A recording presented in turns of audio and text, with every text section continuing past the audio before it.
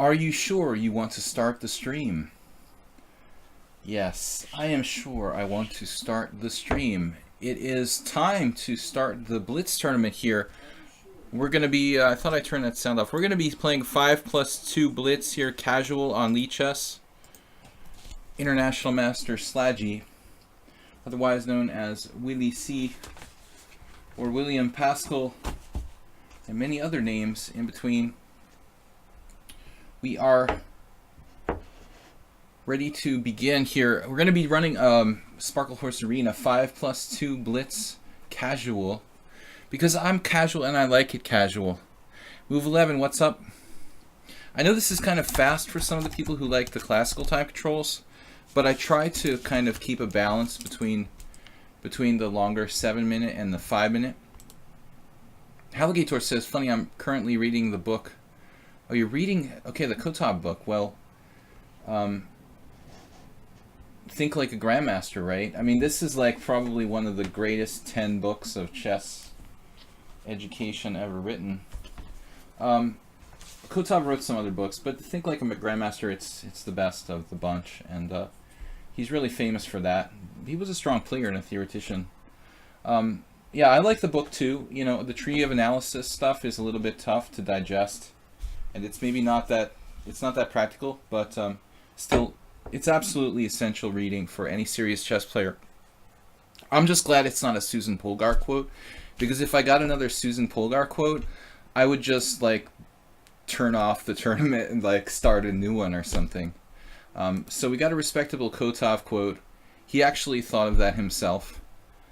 International Master Sparkle Horse. We're going to be playing 5+2 casual here. Guys, let's get some players in the mix. We've got just 6 minutes till the tournament started. I actually started the stream a couple of minutes late because I spilled blue water. This is the blue water, and this is the red water over here. So they're different, but luckily it was the blue water that I spilled on the table. So that's always, you know, things happen for a reason. We are ready to go in 6 minutes. Just don't spill the red water. Move 11. Hello, what's up? Come on, guys. Let's get some players. We only got 4 players in the tournament stream here. I'm gonna throw the link out there again because I think we need to do that. I put the link in there pre-stream, but people don't tend to notice that, so they're not psychic. Here's the link, guys, in the lichess stream. I'll throw it out there twice just for fun. If you can't see the first one, there's the second one. We're going to get some players. Hopefully people realize that I'm doing this every week. I'm a master of consistency. I like to be on schedule and do things on a regular basis. So when I say I'm going to have host a tournament, I do it every week. Yeah, Alligator, we know the book. I don't have it here with me. It's in America. My copy at least, but one of the top 10 chess books in history probably. If it's not in the top 10, it has to be close. So, essential reading. Yeah, we've got a Kotov quote. It's a little bit of a wordy quote there. I don't think, the optimal choice for lichess to put in a tournament quote. It's like, how many characters is that? But anyway, we're ready to start in just 5 minutes. I played one warm-up game, and the guy was freaking fast, but I managed to take him out with my endgame technique. I never really studied the endgame that much, but people are starting to regard me as like something of an endgame technician. That is, unless you're a really good endgame technician like Zoltan Varga, who regards me as a tactical cheapo artist. Alex Wojtkiewicz was the same way. He was this guy who he thought I was like a cheapo artist, and he called me, a tricky player. But it all depends on your perspective. Everybody's different. So Clash Kid is just watching. I don't know, man. It's unrated. You know, you can just play and lose every game on time. It's all good. So thank you for subscribing, guys. Clash Kid, Move 11. I know you guys like longer time controls. Last week we did 7+2. I'm kind of alternating between the 5+2, the 7+2, let's see, 5-0, and maybe we should do 7-0. Or something in the middle, like 6+3. My stream yesterday was canceled because I had to do some work. So tomorrow we'll be back on schedule for Weird Wednesday, unusual openings blitz stream in the morning, and that will be fun.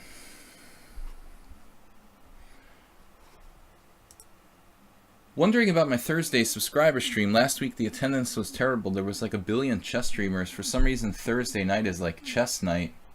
Here there was 6 streamers and then plus other stuff online. So shot of love. Do you have a cat? I don't have a cat.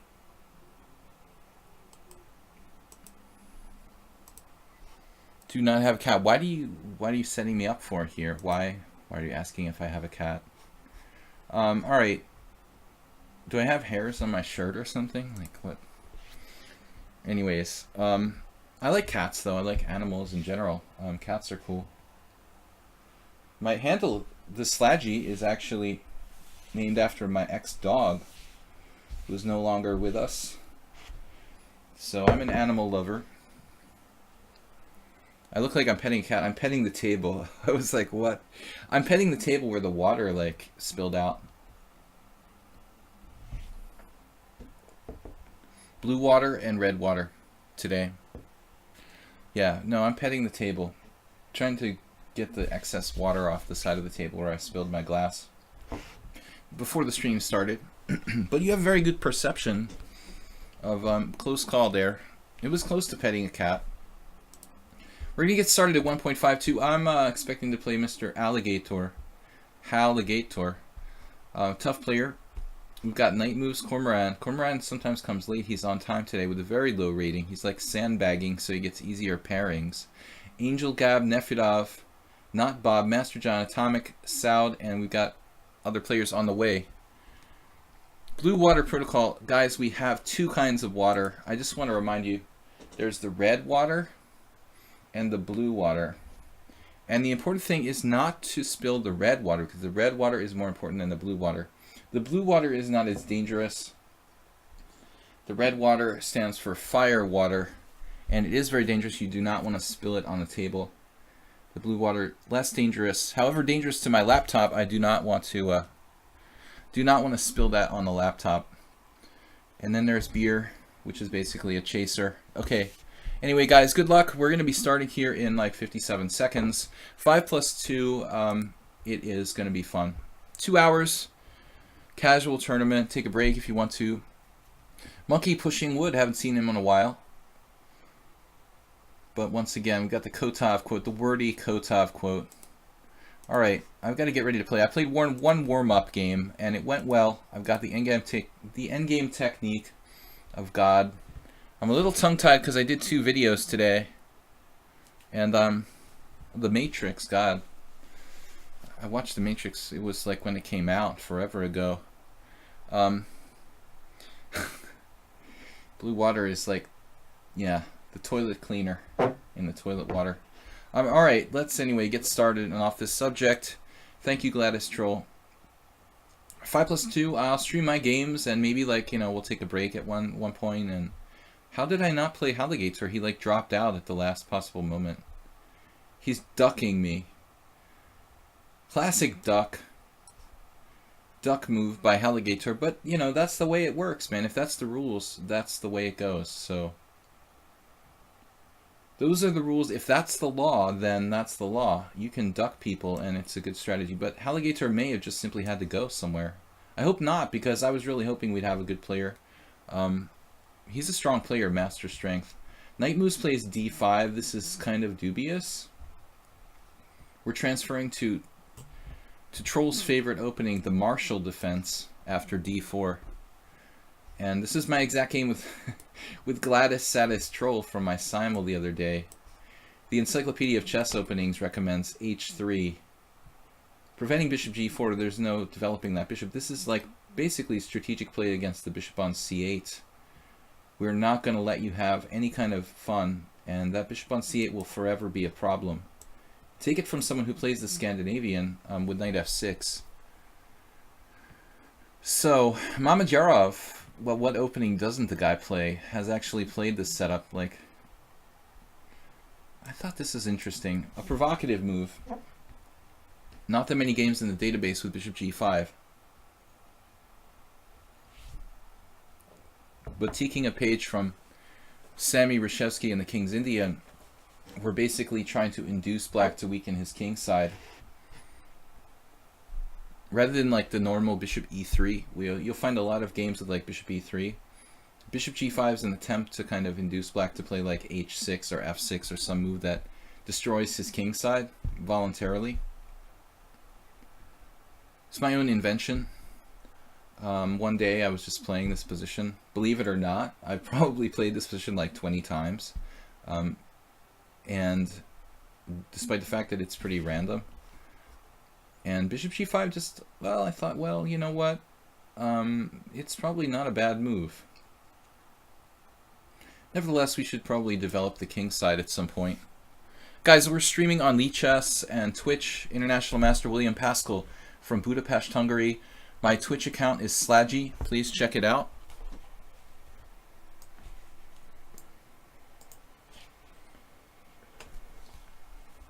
Okay, queen c7 is a bit weird. Non-standard development for the queen. It looks like he wants to play like rook d8 or something. Not very scary.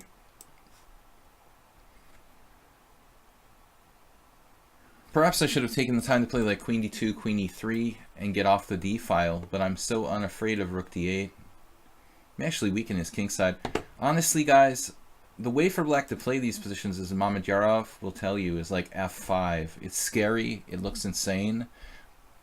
The timing is important, but that's the only way that black can play. You have to do something active. Black must play for f5. There are actually some Mamedyarov games in this line. Mamedyarov, my recent hero. Levon Aronian is probably my favorite player in the world, but Mamedyarov has been playing so dominantly. I mean, it's like unbelievable. I just moved without even looking what he did. Looking what he did. It's Grammarly. Troll, is Grammarly like one of our sponsors today? Can you tell me? Let me know if Grammarly is a sponsor. b3, weakening our queen side. It's a risk which might be worth taking, actually. Not really impressed by that. Probably I should just play like bishop h6. He's averted the worst, it looks like. It's almost like a Sicilian or something. He's got pieces coming into c4. I'm attacking on the king side. With bishop h6, it's like a dragon. No, not really quite like a dragon, but something like that. Rook d8, he didn't want to see bishop h6 with a forced exchange. One would assume that black is going to play bishop h8 here. I don't really see the point otherwise. He goes for a piece exchange instead. That's interesting. Ah, the ambulances of Budapest. They never cease. He took back on there, and now I guess I go rook e1 to try to not get my queen drawn away. What's the benefit of this, really, though? Yeah, probably stupid. We have a small edge. I mean, it's a strong center and nothing special for white, but gotta be better. I mean, our pieces are much more mobile. The black king is weakened. I don't think I got the maximum out of this position. We've got something, but I think we could have had more if we played a little more accurately. Gladys Troll, what's up, guys? We are streaming a Blitz tournament. 5+2 Blitz casual here. I did several videos today, and my tongue is getting like tongue-tied. It's tired, like you're reading a Dr. Seuss book or something. Sometimes I'm going to be like slurring my words. It's not alcoholism. It's just speaking so much today. My tongue is like literally getting tired. All right, b5 weakens the queen side really seriously. So I think I like have the advantage on every front, like the king side, the middle, that is the center, and the queen side as well. After b5, black is backward along the c file. I have the central advantage of the pawns here, plus his king side is weakened, like his king is actually more vulnerable than mine. So it's it's a funny situation where like the entire board, I'm better on every part of the board. Queenside, center, and kingside. Still, it's like not that easy to exploit it to win. It looks like I can win material here with b3. I might have to surrender a really big square to win material directly, and I'm not sure I really want to do that. There is the haunting like queen b2 with play along the long diagonal. It looks kind of interesting. Arsenal fan, what's up? You're not going to be here for long. Man, I'm disappointed. You beat me the last two, and this is my chance for revenge. You're just going to duck me now forever. Damn, dude. I knew that was going to happen. Okay. Anyway, thank you for subscribing. Thanks for being here, hanging out with us. That's all I can ask. Night Moves is in trouble. Actually, this is the first time I've played Night Moves, I believe. 2007 based on 33 games. It's a new account.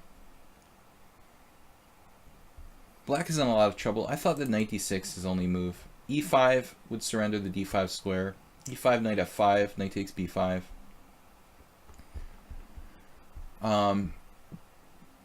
He's got to play that. I mean, there's no other move. You don't want to just lose a pawn for nothing. With knight d6, he would induce e5, which would weaken my d-pawn.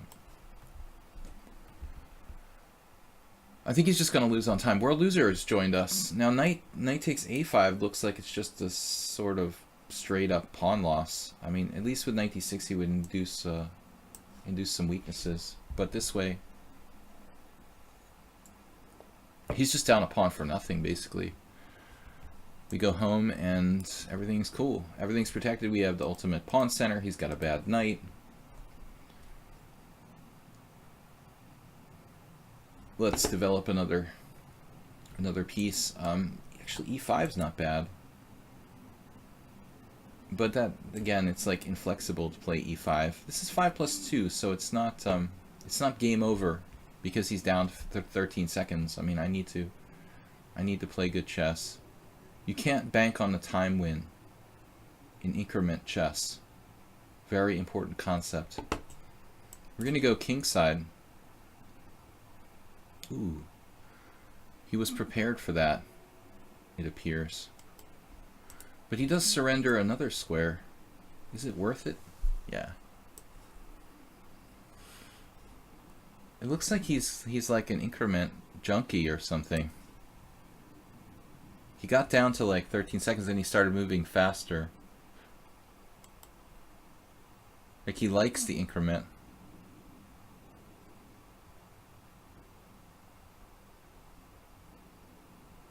No forced win here.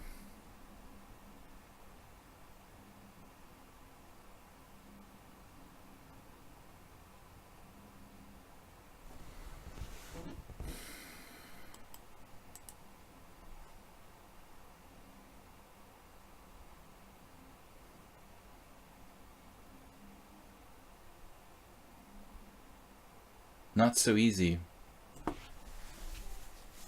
can make endless moves with a 2-second increment if you're like a good bullet player. So I don't want to exchange pieces with the knight on b7. I'm sorry, sir. That I cannot do. a3 almost wins a piece. Right, that's like only move. And I guess b4 would be logical.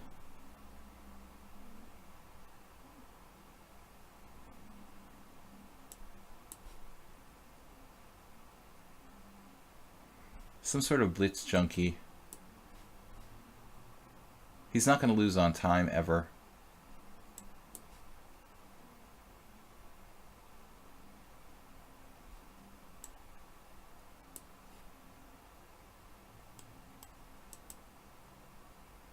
Paralyzed.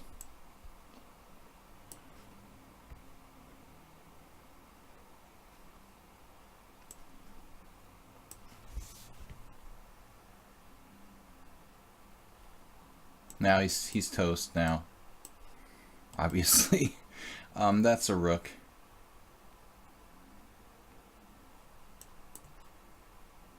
Nakamura Jr. is in the house.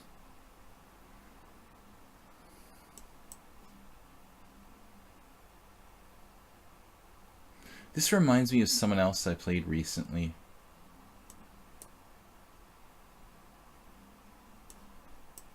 Who was it I played recently in my...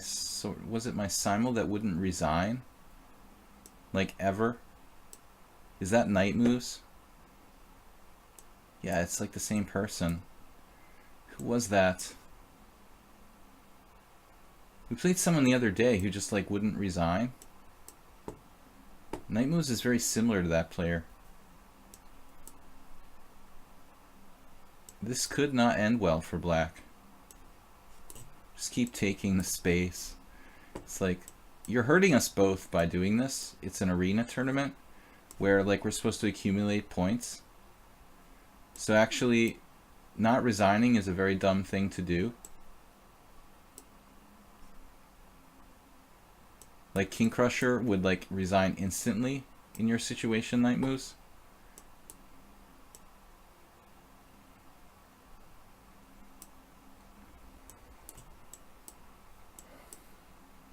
It's, like, incorrigible. The arena format is a stalemate.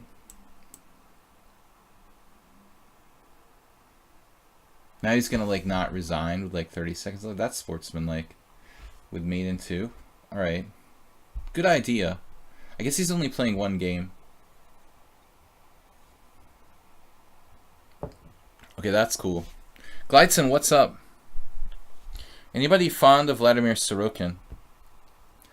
Gladys Troll, that's the Russian Grandmaster who lived in Argentina, right? I'm fond of him, but not in a sexual way. No, I don't really I don't really know Sorokin. Okay, Night Moves, it was a little strange what you did. But, you know, I know that you're like a new account, so we'll forgive you. Not a good idea in arena tournament. Yeah, he also commentates a lot in the chat room. It's not funny, dude. You're wasting our time. So next game, let's see what's up. Time is money. We only have one life, and lost position should be resigned. Let's play another game, Schnoofy. Satsit. Okay. If you guys know about Resurrection, let me know. Then I'll be happy to, like, play out every position, like 100 moves, you know, down a queen. But otherwise, I think it's, like, probably a good idea to resign when you're down, like, rooks and stuff like that. An arena tournament. Elden Music, what's up? Thank you guys for subscribing. No red wine here, actually. I wish we had some, but nothing in the house. I've got a little bit of beer. That's all I can do.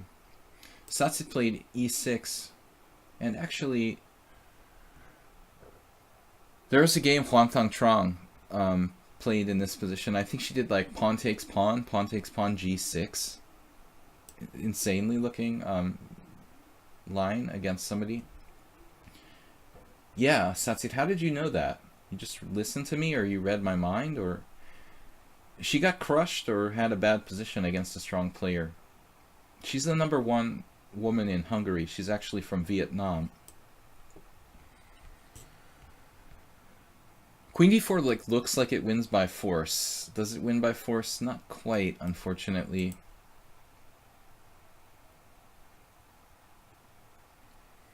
I guess we should just go crazy with h4. Well, this is 1700. Now I'm staking my time. He's 2000 actually.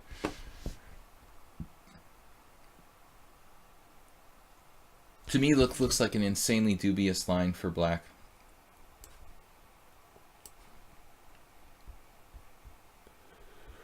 Resurrection equals a good concept, yeah. Then I would just take all the time in the world. I would never resign any position if there was resurrection, like, for sure. But until someone can prove that, I think we'd be better off, like, resigning when we're down a rook, we're down a queen, like, in hopeless positions. It would just save everybody a lot of energy. And hopefully, like, you know, we can achieve more points in this arena format. Not optimal strategy to, like, play for a stalemate when you know, are down a rook or whatever. It looks like we're winning here. He's going to have to sack a pawn with e5 just to stay alive. And that doesn't look very promising either. There's the simple winning a pawn, but there's the greedy knight takes. Knight takes c5. It's a little sketchy. Knight takes c5.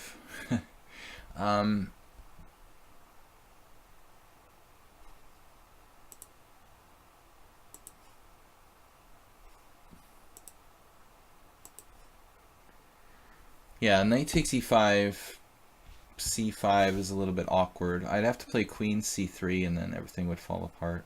So we just have to go into the ending. It's cool. We're winning, basically just winning. Yeah, he's got to do something. We're up a pawn. Up a good pawn with a bind as well, so this should be a winning position. Highleg or Bim Bom, what's up? Halligator's in first place. I'm really not that fast. World Loser, Cormoran, these guys are dangerous players. Nakamura Jr. sounds dangerous. We don't have any real name players. Oliver Mihawk was online earlier. I was thinking of inviting him to play, but he disappeared. Alright. I want to develop my pieces here. It's like a pawn up plus. We've got a pawn plus a positional advantage because of the bind with g5.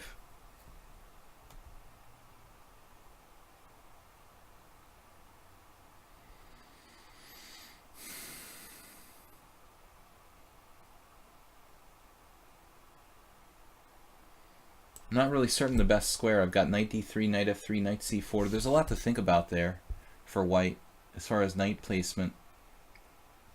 No longer like direct wins. I'm just playing an endgame, a pawn up with a strategic advantage. It's not a matter of like trying to checkmate my opponent. I mean, we're just going to try to grind him down here. But I want to play the best moves. Mubat, uptime. Rice Cream. Thank you guys who subscribed.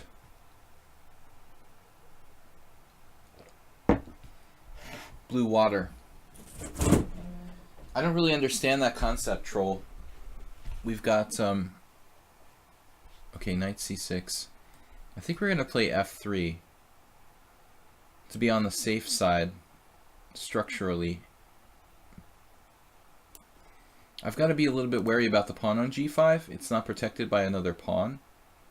But it's hard to access that. He would need a knight on f7, and that's got to be like knight e5, which I'll just chop it. So f3 is low maintenance. We've got 2.5 minutes with an increment, and we're just up a clear pawn. This is a winning position for white.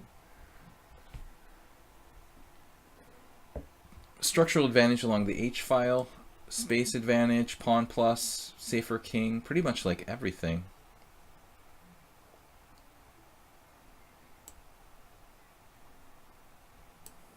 I'm opting for castle's queenside. I could have tried to keep my king on like f2 and e3, but there's a lot of pieces on the board. There could be some danger.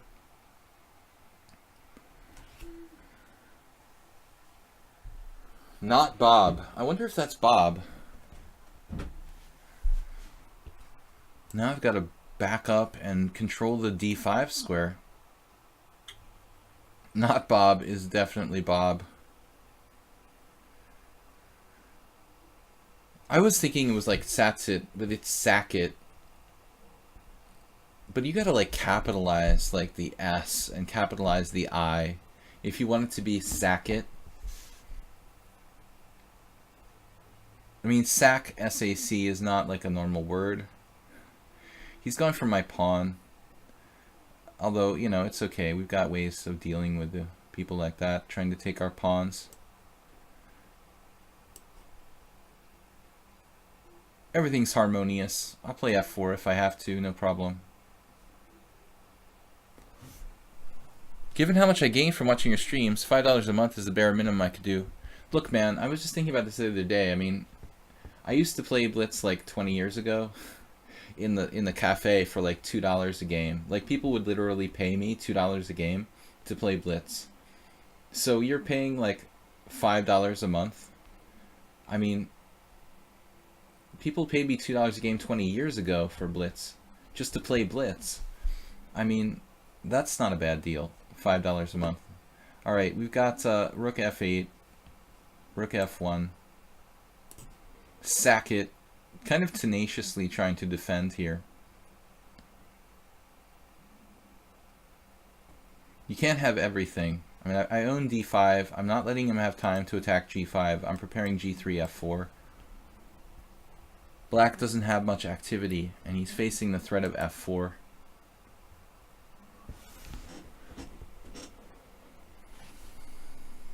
This is extremely unpleasant for black. Probably just lost. My kingside majority, like these 3 pawns against those 2 pawns, it's not good for black. Good try. I agree with c6. It's like an attempt. He wants to get active. Now we can try to overrun him with like g4, but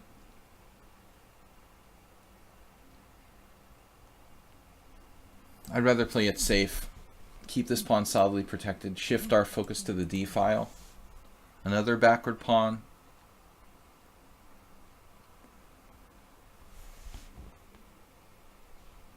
We've got pressure down the h line. We've negated his pressure on the f file. Now we're gonna like shift with more pressure along the d line. It's a very awkward position for black. Clash Kid, what's up? Would you suggest the Dvoretsky endgame manual? I'm not really like that familiar with. It has good reviews. So anything Dvoretsky, at least like prior to his death, is as far as I know, is highly recommended. Now, clearly I can play b4 at some point.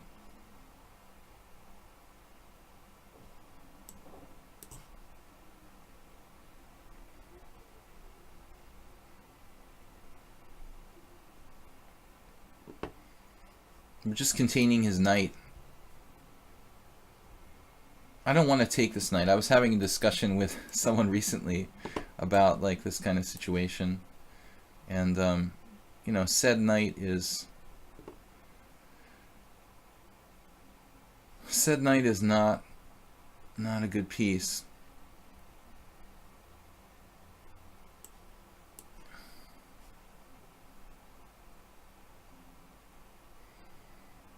But Sackett, like, you know, defending admirably.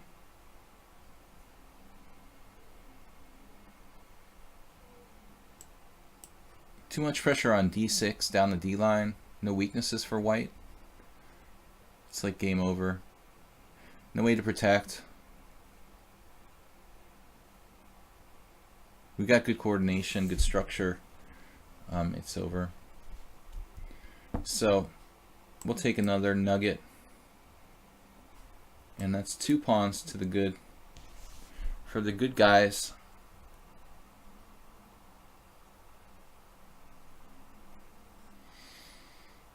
Alright, let's pause for a second here, see what's going on in the tournament. Halligator against, not Bob, has some compensation for his sacrifice piece.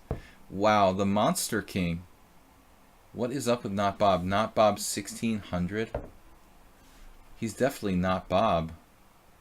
But Halligator has the Monster Queen side. All the pawns on the wrong color, though. Not sure what's going on here. It looks like Not Bob can eat all of his pawns. But Halligator has tricks with like Bishop C3 and stuff. Ooh, Bishop A3, the ugliest move ever.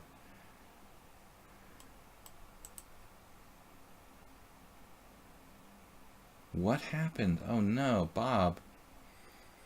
Bob committed Hiri-Kiri. Man, you had Halligator like on the edge there, and you let him out. But bad time management by Bob.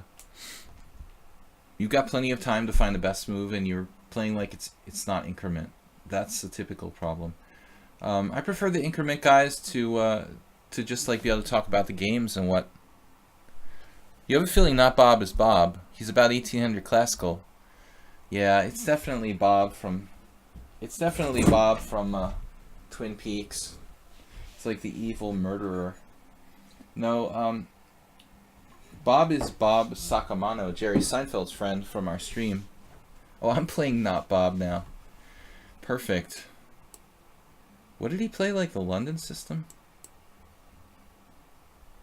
Well, we got 1600. I don't know, man. I'm not sure about your theory. I mean, Bob... I don't remember having a Nimzo with Bob, did I? A classical Nimzo with Bob? Bob doesn't know a lot of opening theory.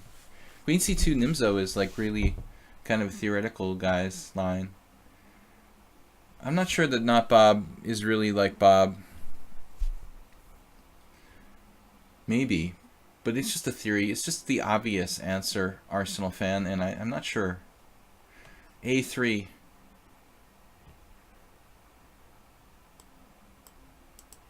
I had a game with Gregory Serper once where I think I did something like Queen A5. But I'm not sure it's actually a good move.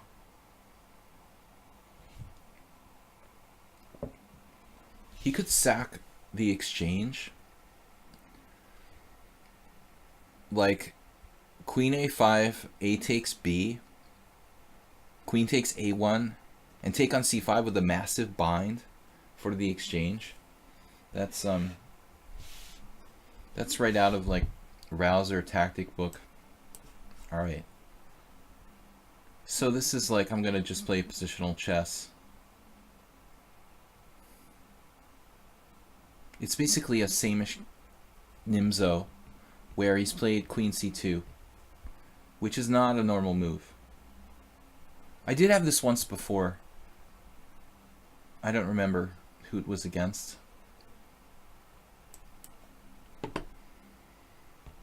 It's just not clear that this move is relevant in this variation. If we just pretend like it's a normal A3 Nimzo,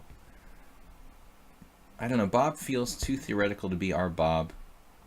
With the bishop g5, he's getting pretty frisky.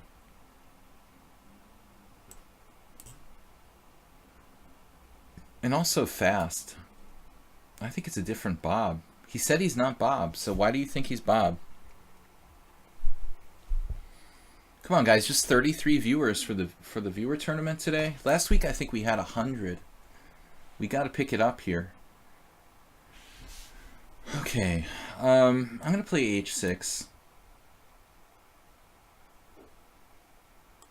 Not necessary, but it probably doesn't hurt too much. It's not like I played g5. We'll just do our Jan Elvest imitation.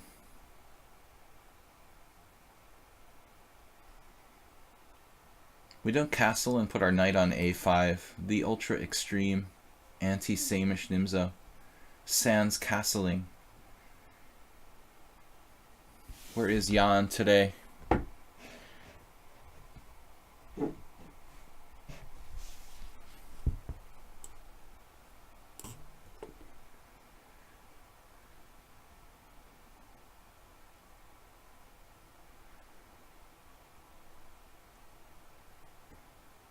Not Bob, I don't know. Not Bob feels too dynamic to be our normal Bob Sacamano. This is a different player. Okay, this is not like a really typical theoretical variation, but still. I think this is a different player. Gleitzon, Sackett, World Loser Nefedov, HGGG, Yarda, Nodiko, High Wind Fantasies, Night Moves, rounding out the top 13. I had a friend who played Elvest, and my friend played the A3 Samish Nimzo, and Jan like just allowed like E5 and then answered with like G5 at one point. Absolutely feasible, like a semi-Slav or something like that. It's totally okay for black. Undoubling his pawns in the middle of the board. Extreme chess. If only Emery Tate had played the Nimzo. But we're pushing the envelope of sanity here. Delaying castling. Playing extremely hyper-modern chess. Ready to play g5 when called upon.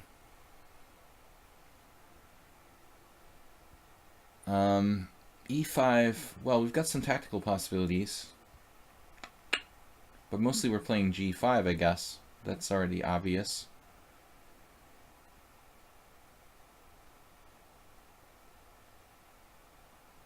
I'm a little worried about this.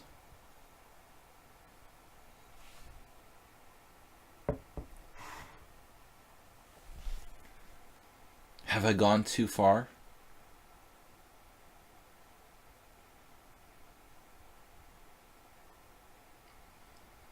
There's an in-between moment when he sacks a piece on g5. Maybe I can snap on c4. Has some Zwischenzug.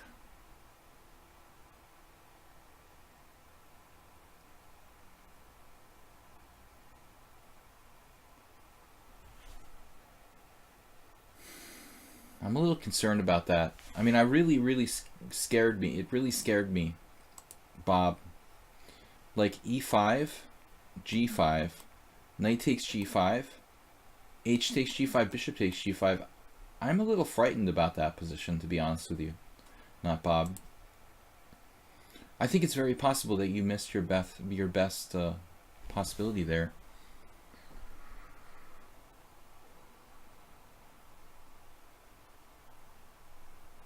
But anyway, like, not Bob it's impossible. He's 1600.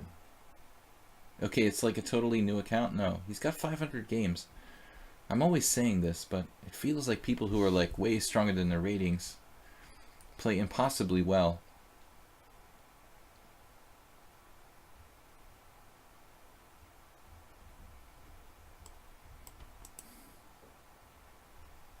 This is just a really awkward situation for me. But I guess queen c7 is the logical move.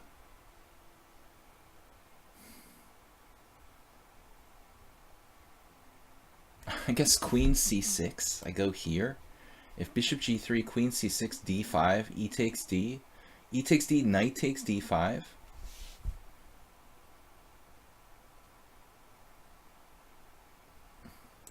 I don't know. He's too good for 1600.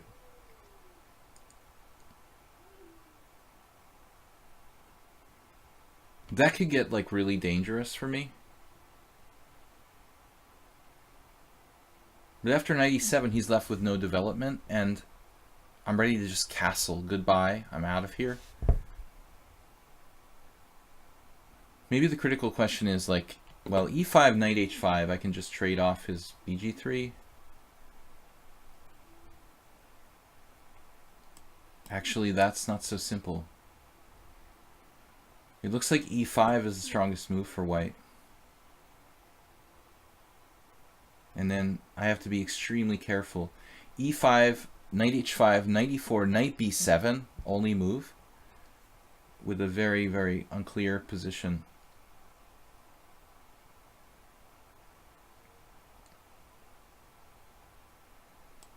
Now I wonder if I can play d5.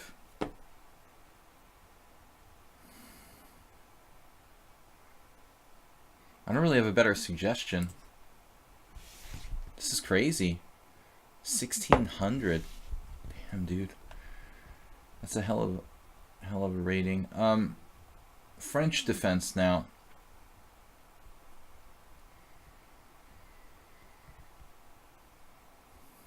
The bishop on g3 is pretty bad.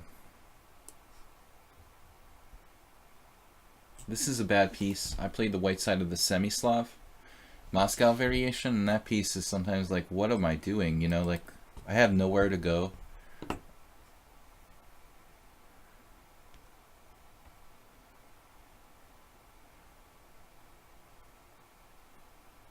That's the question. How good is that bishop, ultimately? You're worried about white's king. That's a good feeling. I'm happy that you're worried. My bishop is hanging, not to forget about that. It's the ultimate French defense. Arsenal fan. You would approve. Man, that was a little bit touch and go for a while there. I'm not sure we're in book. There were definitely some new ideas. Cormoran out in first place. And then Halligator, HGG, 40 players. We're up to 40. We've got a stream until... we started at 7:10, so we should be playing till 9:10. Hey, Soltigo, what's up? It's good to have a moderator in the house. No trolls yet.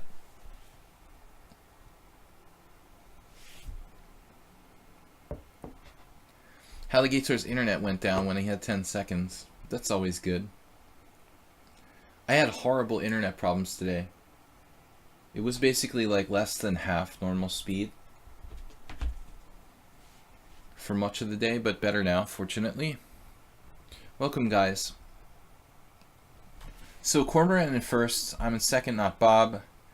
Not Bob is... I don't think it's our Bob. It could be, but I don't know. It doesn't feel like him. But I was talking about this with someone else and also on the stream recently. I mean, I think that it takes a massive amount of games to really intimately get to know a chess player, their style. You can play 10 games or 15 games or like 25 or even 50 games with someone and not really know them that well.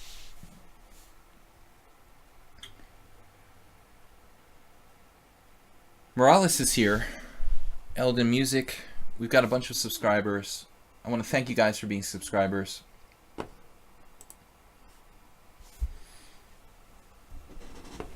Alright, what's up?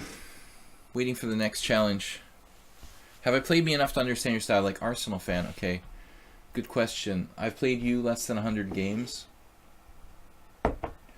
Well, I didn't say understand. I mean, okay, it's pretty much splitting hairs there, but I mean to know and understand are slightly different, but close. To intimately know someone, like my best friend, who I played the most games with ever, who quit chess in basically like 1993. I probably played like thousands of games against, you know, and when you play thousands of games against someone, I think that's very significant. You know, hundreds of games is significant. But like with you, Arsenal fan, I've probably played less than 100, and I just don't think that that's really enough to know someone that well. They can do things that totally surprise you at times. When you've played, you know, you don't know them that well. But when you play someone hundreds or thousands of games, I think then you're, you know, then you really intimately start to know someone. You can almost like predict what they're going to do.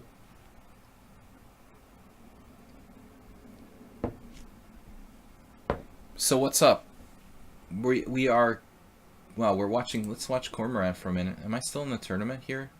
HGG going for it, but what's up, man? Double berserking.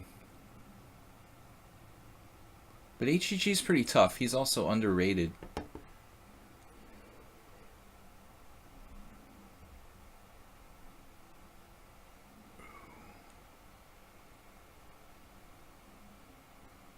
I don't know if I'm still waiting for a game. Open with 1G5. Am I playing a game? Are you guys joking? I'm waiting forever for this challenge. We got 40 viewers only. King Crusher is streaming. That shouldn't hurt us. That's a completely different channel. Not what we're trying to do. Alright. Yeah. Cormoran found bishop d4. That was a very strong move. He found bishop d4. It's a killer. There's no getting out of that.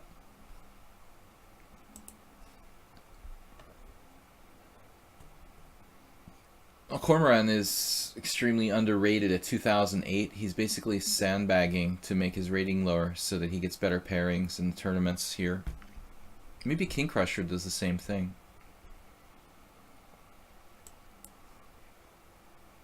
I doubt I've played G3 against him, so we'll try to mix it up a little bit.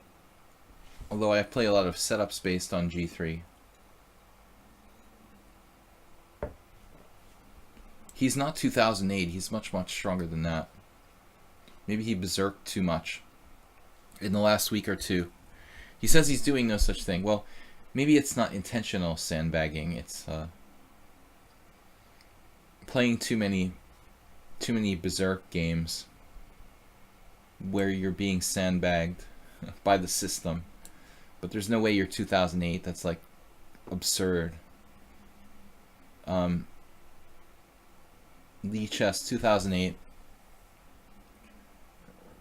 Cormoran probably 200 points underrated at least.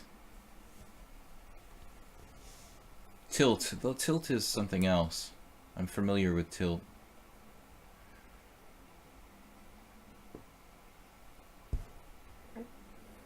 Did we play this before? The bishop f5. You gotta play as dynamically as possible with the Grunfeld. And this is a reverse Grunfeld. You guys know that.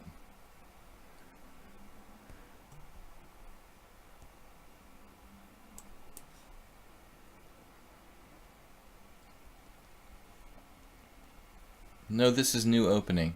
Well, g3 is new, but I could easily have played like knight f3, g3, second move.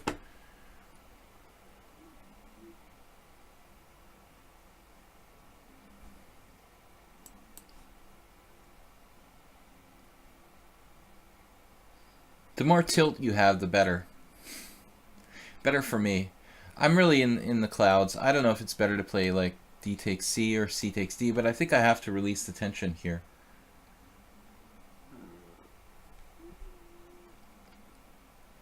They're both playable and both different. My concern is that, like, knight takes d5 with simplification, probably that's not something I should worry about. It's probably best to play c takes d.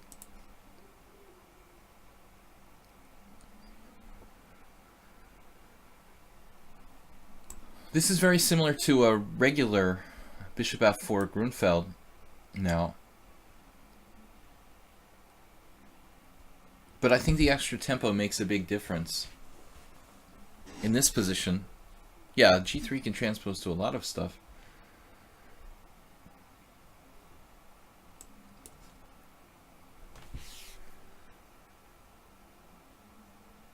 We're up a pawn here, for whatever it's worth. a5 is a weird move.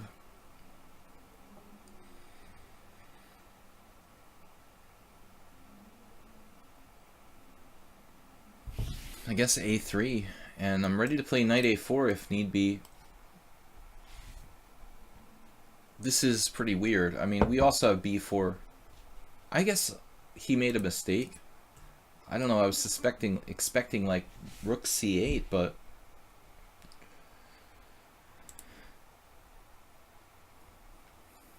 objectively this isn't sound. He sacked a pawn without enough compensation. So I was concerned about, what was I concerned about? d4, sacking a pawn that way. Albin counter gambit style? Maybe that's more like it. But I think that objectively, like, he should just, what should he do? I don't know. Play Albin style. Okay, now I've got bishop e3 or knight a4. But bishop e3 develops a piece. I mean, it's hard to argue with that move. When in doubt, develop a piece. That should be our catchphrase.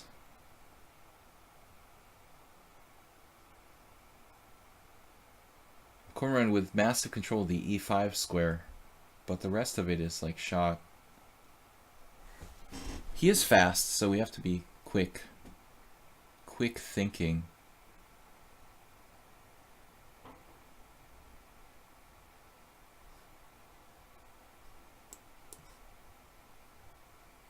He does have a queen on d8, which is important. But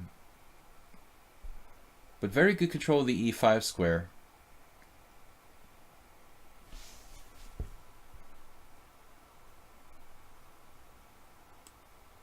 Still, we have a lot of control of some key points.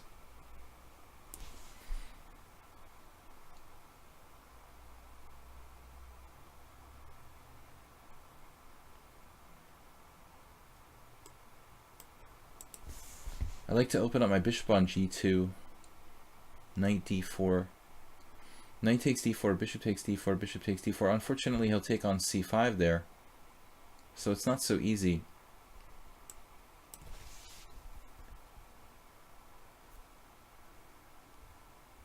We're going to go full on trying to control this and maintain the c5 pawn. Time situation is a little bit... Well, he's fast. He's faster than me overall as a player. As a blitz player, he's a little bit faster. But we're focusing on maintaining a good position at all times.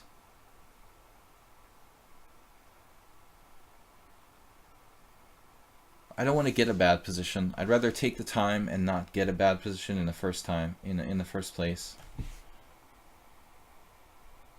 Clash Kid, of course, it's a reverse Grunfeld. That's my new opening. I'm playing it a lot. My team game on Sunday was a reverse Grunfeld. Actually, my first reverse Grunfeld, as far as I know. Because I always played knight f3, d5, c4. But in the last several years, I basically decided that I don't like that because of d4. So I switched up.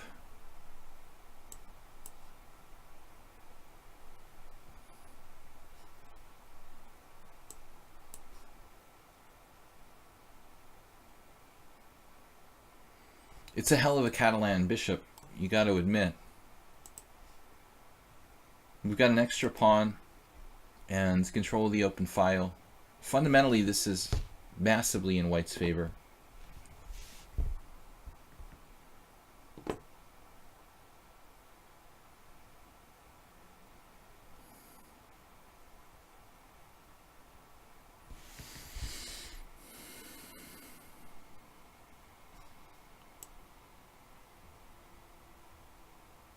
This is a bit tricky. That's a bit touchy.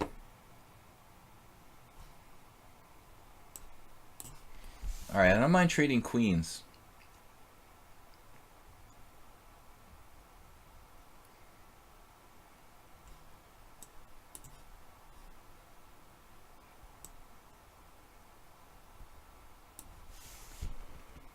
What the hell is going on here, tactically?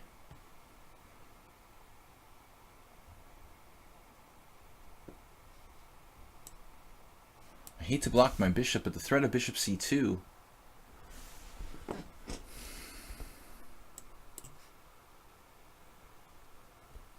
We should be winning.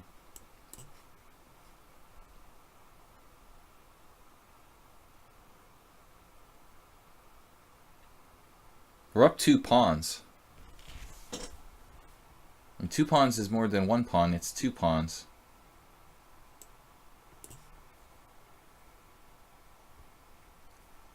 Obviously.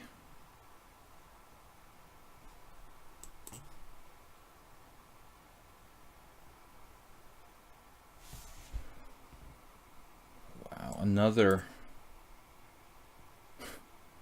All right.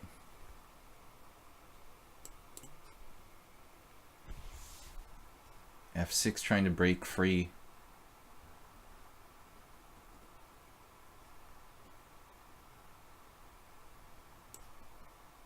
Man, these bishops are pretty dangerous here.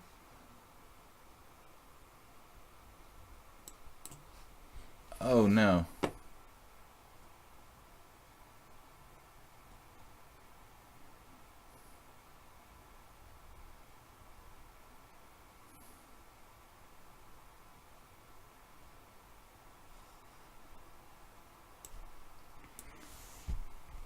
Whew, he actually allowed me a tactic.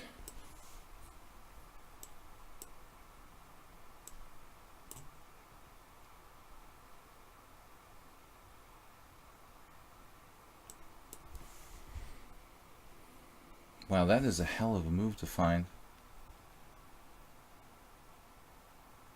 With like no time left.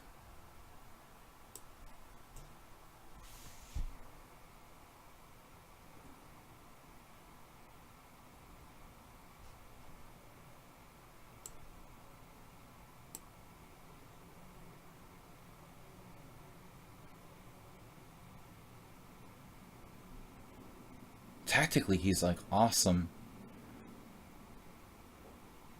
2008. Strategically, he needs a lot of work, but his tactical play is excellent. There's no way he's 2008. I already said that, but it's like ridiculous. Okay. F5. He has this.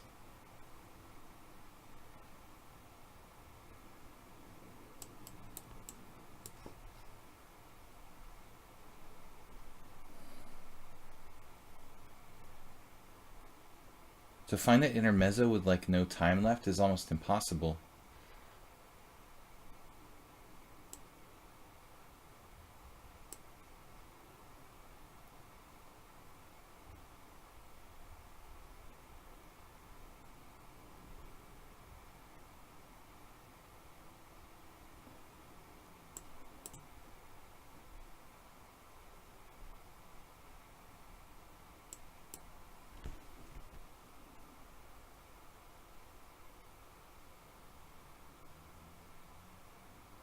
Highly technical ending.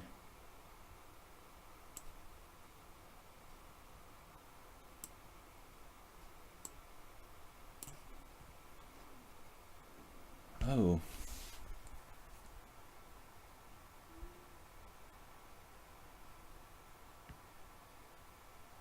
Well, he's trying to do this. Create a fortress. Looks like too much space for white. Maybe it's a draw?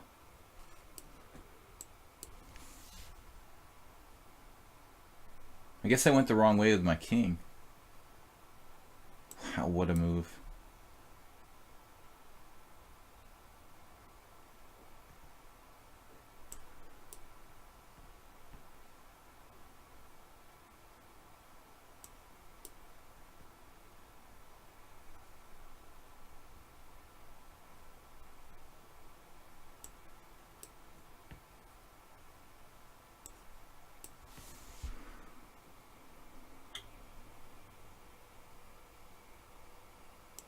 There's this stupid stalemate thing.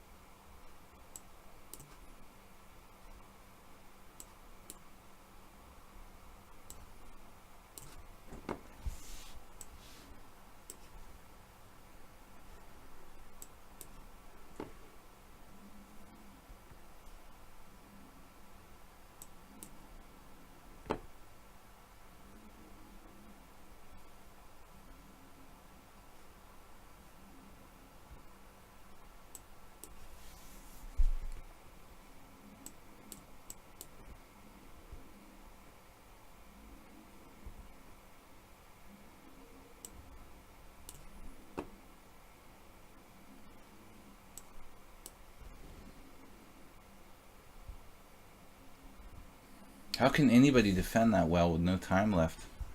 That's amazing, dude. 2008. You should be arrested for that rating. I mean, that's ridiculous. Alright. Absolutely illegal rating for Cormoran. I mean, that is absurd. So, we managed to swindle him. Alright, we've got an hour left in the tournament. We went pretty we went pretty far there. Extreme measures to win the rook ending. I mean, that is a draw probably, but okay, not that easy. It was like my tournament game this weekend. Same thing, I was up the exchange for a pawn and bishop. Probably a technical draw, but such positions are not that easy. He's got to play with like a more difficult position. I mean, that's got to cost the other guy more time.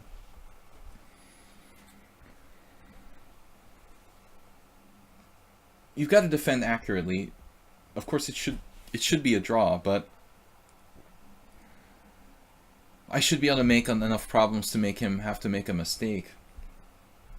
Glideson, what's up, man? I'm gonna play the Caro Kann. We haven't had a chance to play it very much. I think long ago, Glideson, we might have had a Caro Kann game. Man, we got very few. How many players in the tournament now? I can't access it at the moment. Okay, so it's basically a kind of Panov, where white hasn't played c4, exchange Caro Kann, excuse me. Caro Kann exchange variation, not a Panov, because he hasn't played c4. c4 is the best move for white, but it's not obligatory to play that. We're missing all the masters except for Haligator. He did show up. Last week, Unicorns was here. I guess theoretically I should think about bishop g4. Amazing defense by Cormoran, 2008.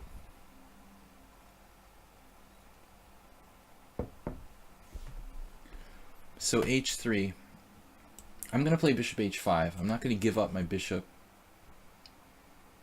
If you want to do something like g4, fine. Actually, this bishop isn't really optimal. If he wants to go crazy with a g4 type of thing, his bishop should probably go to like g2 or else to b5, where he exploits this pin. But I thought with the bishop on d3, I can actually allow g4. I'm not really overly concerned about that. Here, queen b6, of course, comes into consideration. I'm not certain this is the best move, but it is certainly possible. Want to smash his pawns with something like queen b3, bishop takes f3. Gambits like knight on bd2 don't look right here, so he had to weaken his structure. And now I have knight takes d4. Doesn't quite work, does it? Yeah, it works. Ooh, that's like bone crushing. Knight takes d4. There are some problems. Knight takes d4, pawn takes d4, bishop takes f3, pawn takes f3, and I lose my queen. Let's not do that. But we do have bishop takes f3, queen takes f3, knight takes d4, pawn takes d4, queen takes d4. He has bishop b5 check. Can't say I'm really down with that. So it's not so easy. No immediate refutation.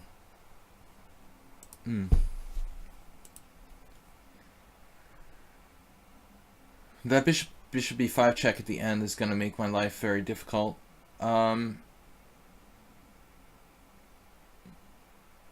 Yeah, I'd rather pass. We'll just wimp out with e6.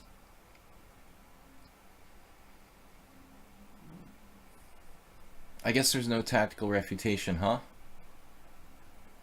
Occasionally you'll see the odd like e5 type of shot. Pawn takes e5, bishop c5, or something crazy like that. Looks a little over the top.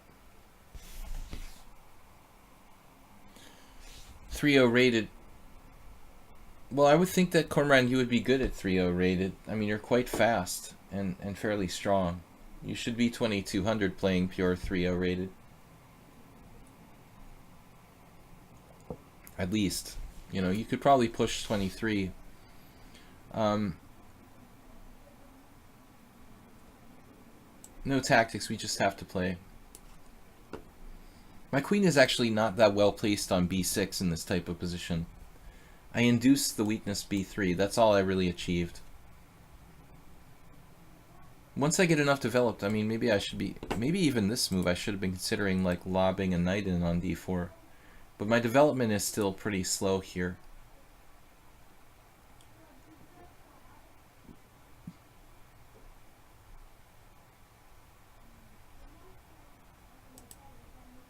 Guys, I'm going to be streaming tomorrow morning, Weird Wednesday, unusual opening stream.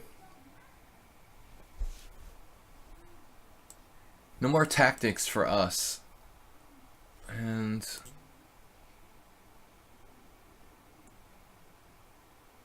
I can play bishop g6, like the positional move.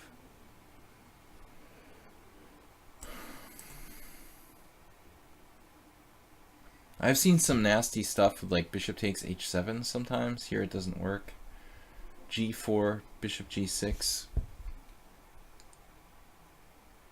Black is equal, but not so easy to prove I'm better.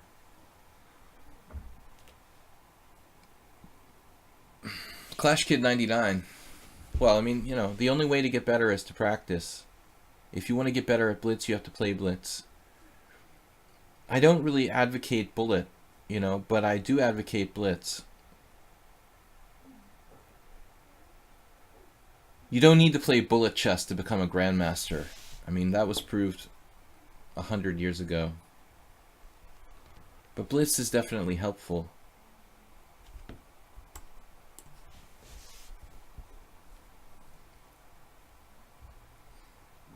My only play is along the C line. I want to trade his bishop off with bishop g6, his good bishop for my bad bishop, but I'm waiting to the right moment.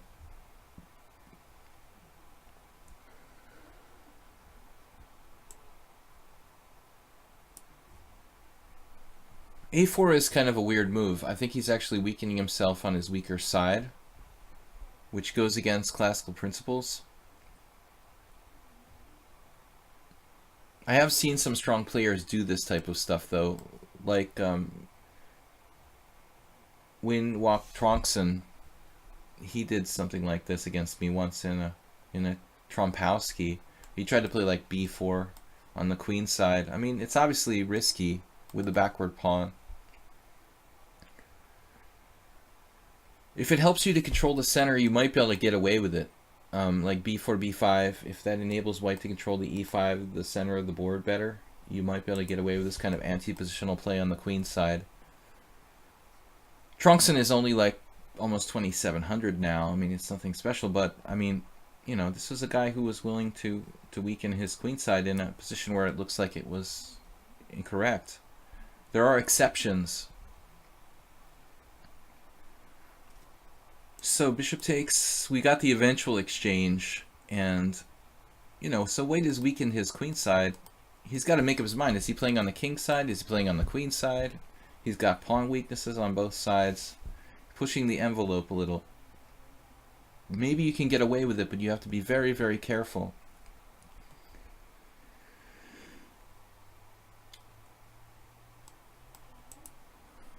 King g2. That's a good move. And I'd like to play b5, but how to achieve that now? Not so easy. Knight a5 gives him the e5 square.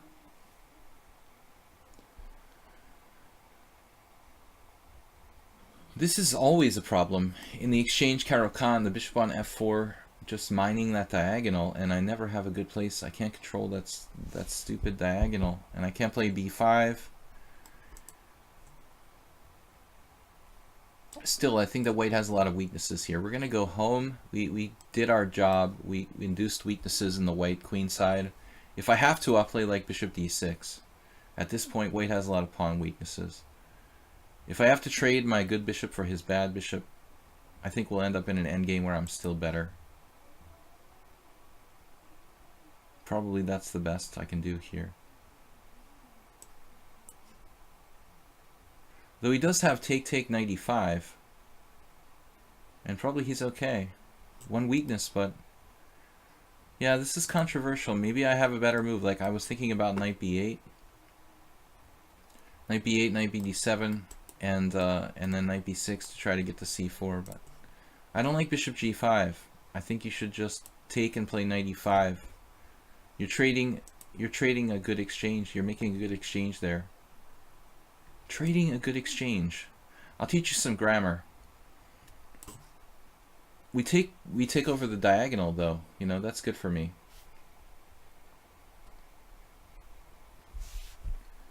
A little bit of time pressure. I don't know what to do. Gleitzin in worse time pressure than me. He had that exchange with 95 earlier. It's not quite as strong now as it was. He has more dynamic stuff like c4, but it looks risky. Okay, whatever.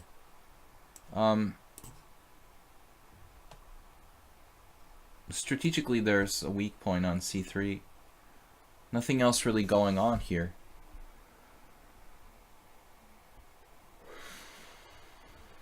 We should focus on that.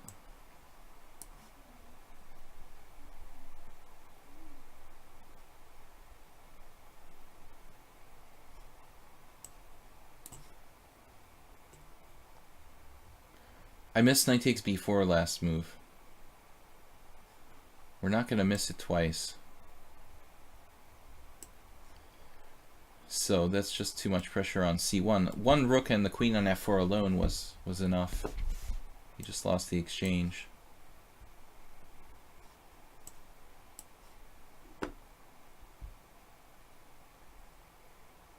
Now we've got a very strong knight. He can kick his knight out with f6. Well, we can think about it anyway. Maybe I have to play g5. Stopping f4, h4.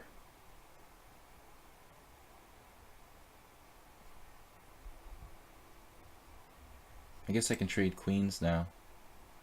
Should end it.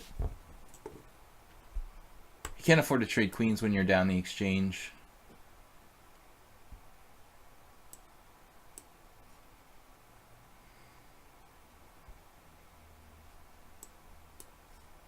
He's trying for something desperate, but it's too slow.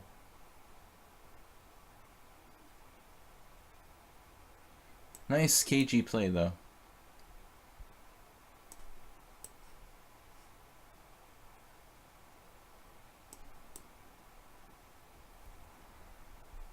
Alright, Cormoran is still ahead of me.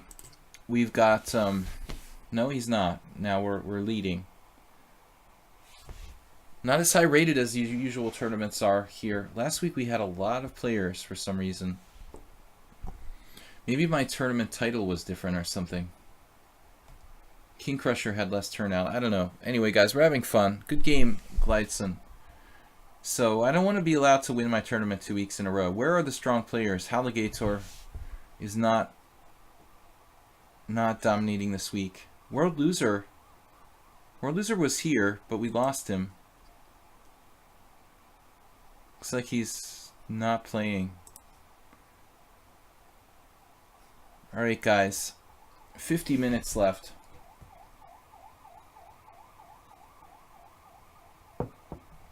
Nefedov.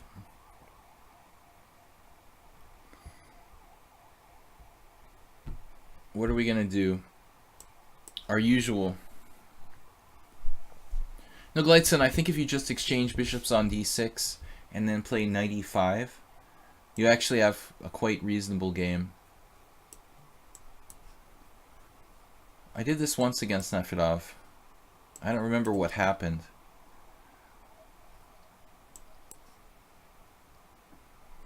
He's not prepared for everything. I've played literally like every opening against him that I have at my disposal.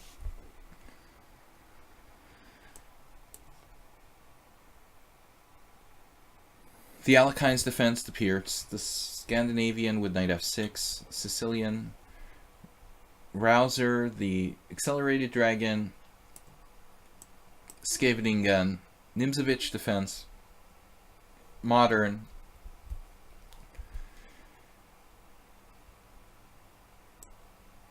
literally like every possible opening I have, which are more numerous against e4.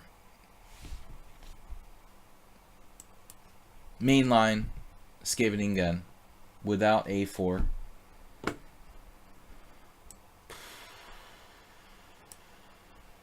guess I'm supposed to play queen c7 here? We had a game like this not long ago. Unfortunately, Nefedov used 13 seconds for the first 10 moves. He seems pretty serious. So he's got a 2-second increment. Okay, I lost to Alonso Zapata once in this. Queen c7. That is definitely not normal. You're either supposed to play queen e1 or a4. Or also, well, not knight b3 is only supposed to be played on bishop d7. So I guess bishop f3 might be a move. Typically a4 or queen e1, Nefedov. a3 is like a kind of wishy-washy, halfway in the middle move. Doesn't seem right for white.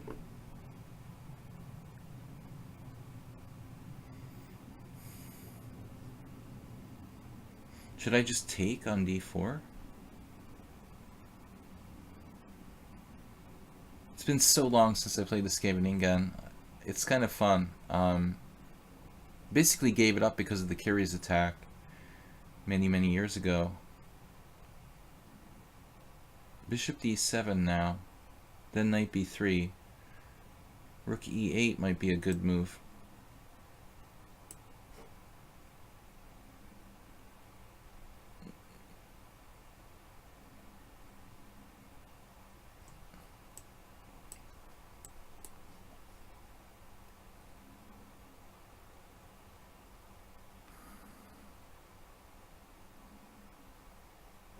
I'm a little concerned about this not being right.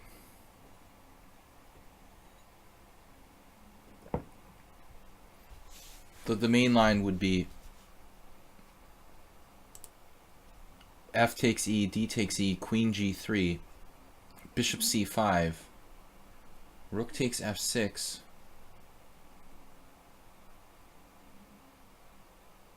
bishop takes d4, knight d5. I don't know what's going on. Okay, this probably is not so bad for me. I take and play a normal Scheveningen plan. As long as I can get this in, I'm probably okay.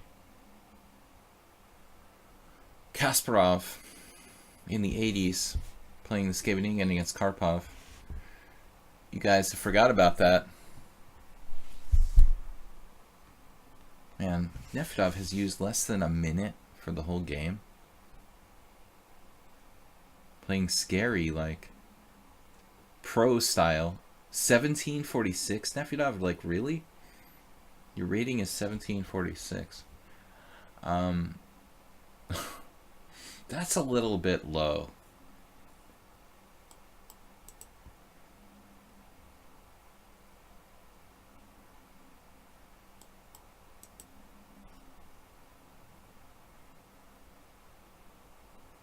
I'm concerned about bishop h6, knight d7, bishop h6. Nefedov always offers draws. But I think I should play king h8 here. I don't mind draws in my simul's, but in the blitz tournament, it goes against my nature to accept draws. Objectively, you're slightly better here. Admittedly, playing perfectly. With a3 though, that's like a-theoretical. Probably my rook e8 didn't do a lot to strengthen my position. I made a slight inaccuracy. Other than that, like Nefedov has played like perfectly. Bishop there now. So I'll lose a pawn if I play knight d7. How am I supposed to deal with this?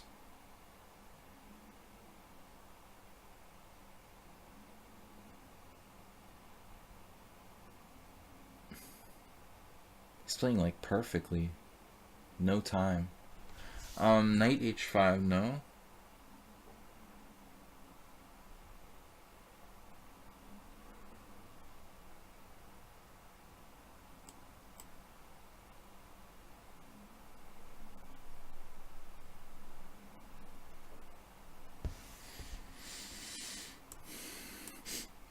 I don't like my queen on that diagonal anymore. I decided. We've got a minute left, but it's increment blitz. Curies attack. Yeah, Clash Kid, I know you basically imitated that idea in our simul game where you beat me the last time. But it hurts my feelings. You're beating me with openings that you never heard of till last week. Okay, queen b6. Getting out of the pin. Basically, white has a lot of pressure, but structurally, he's not superior. It's hard to break black's position. The very strong, solid king side.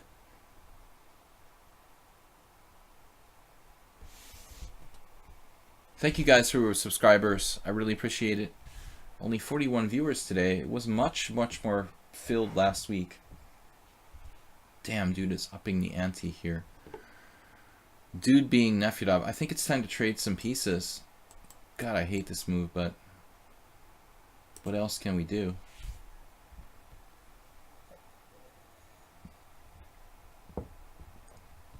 I could have taken the pawn on b2.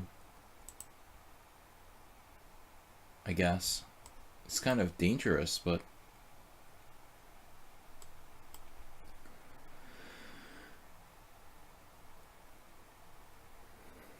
it may have been playable. Just queen takes b2. Bishop takes f6, bishop takes f6, rook takes f6, queen takes c3.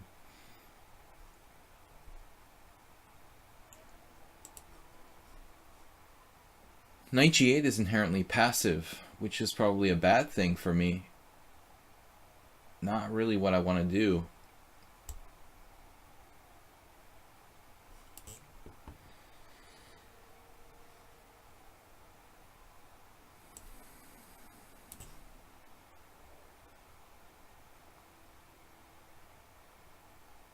If I simply don't panic, he's threatening knight c7.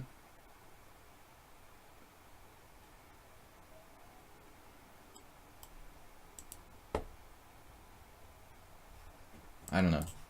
That's really offensive, that knight on d5. But I have my f7 pawn hanging.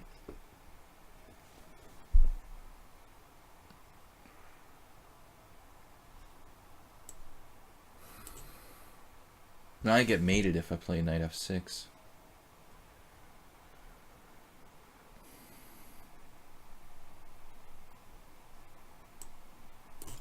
Just gonna try to bear down.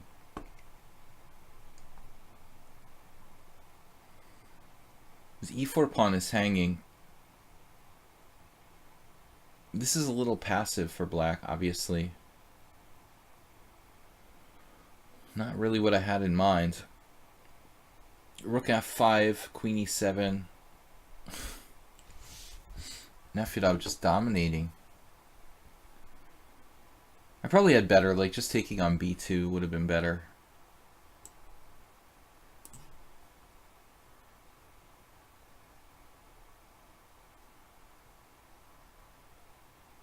Now he's got bishop d3 hunting my king. I've got to be very careful here. The 1700 Nefyadov, just very dangerous 1700. He's actually playing for mate.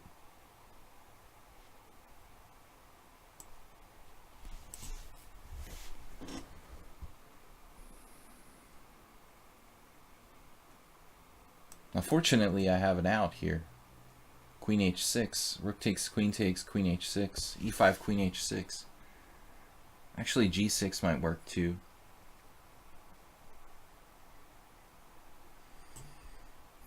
This was a very close call for me.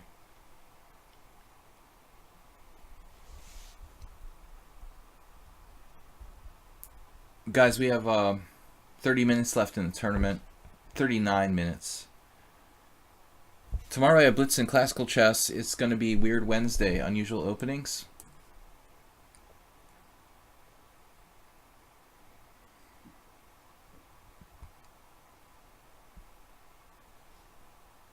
Now he's got a little bit of play there.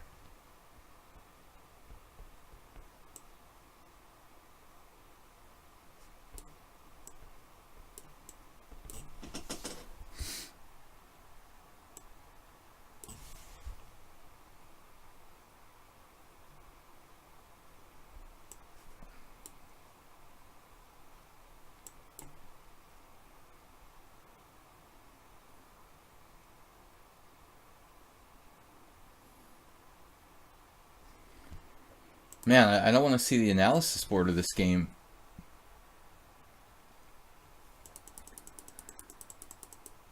Was I lost?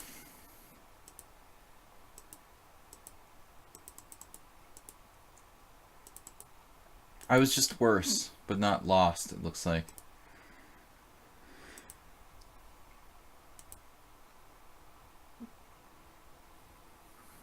Man, close game, Nefedov. Nice try.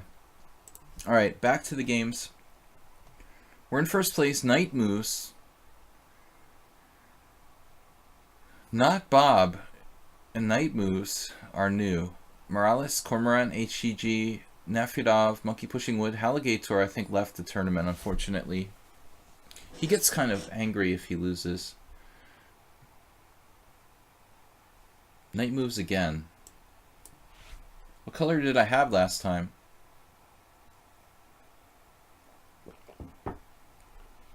I probably wasn't white. Alright, Morales is in third place. He's sneaking up on us. Knight moves another new account. You're only supposed to have one account, right? On lichess.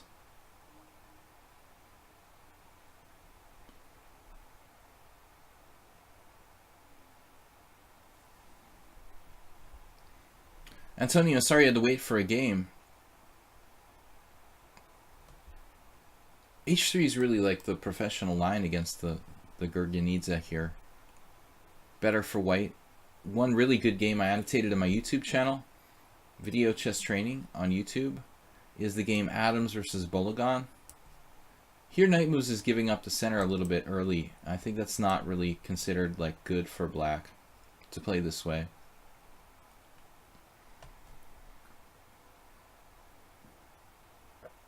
Basically transposing to a form of like e takes f caro. Interesting.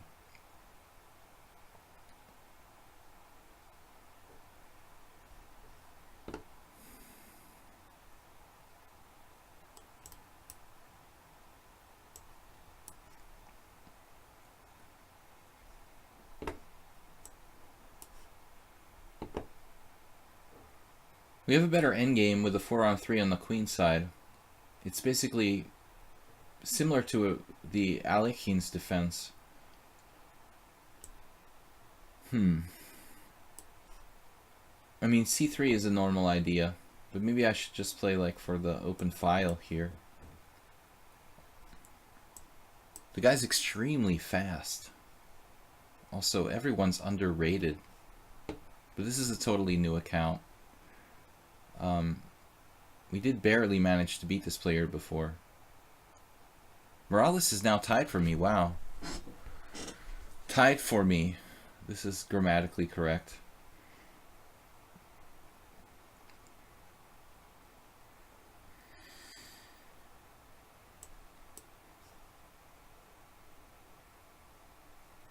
Not a very exciting position, is it? What a professional Knight moves is. This guy who's 2007 playing the black side of this Gurgenidze Caro-Kann, like with rook e8 and bishop e6 and controlling the d5 square.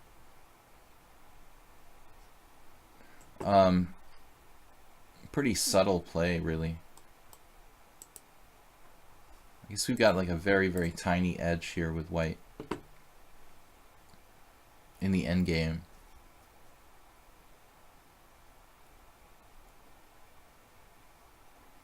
I'm not sure about exchanging here.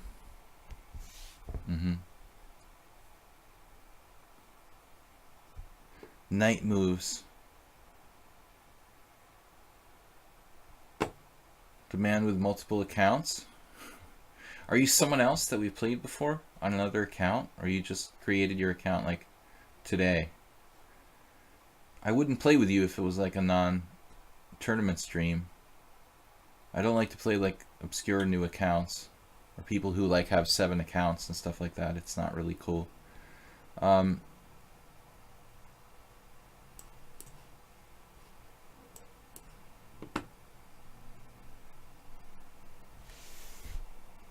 I had an old account and deleted it.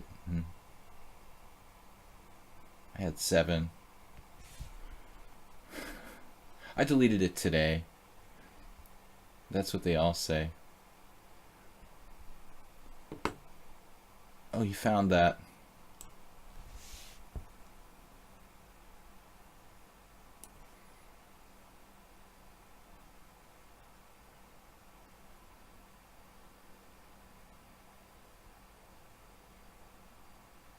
Black's basically playing like a master positionally.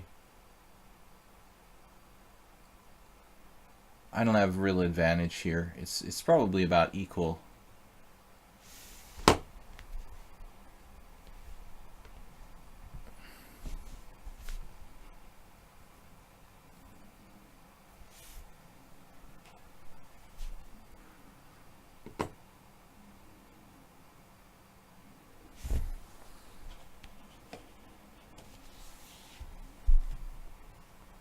If you guys want to contact me, you can send me an email. Messages like on lichess while I'm playing, I can't read because of all the profanic stuff people send me.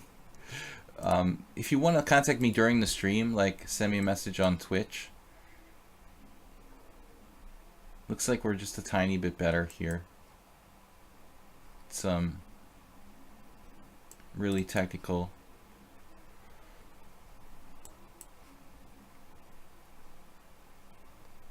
I don't like his exchange of queen takes b3, but it's not so bad. He should probably be able to hold this. Now the question is bishop g3 or bishop d2. I'm actually not sure which is better.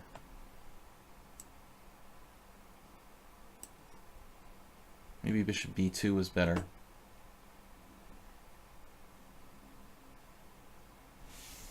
Probably better to go to d2, but my knight is robbed of this good square, which I didn't really want to see. Plus I lose control of e5. But it's... yeah, this is the best move for sure for black.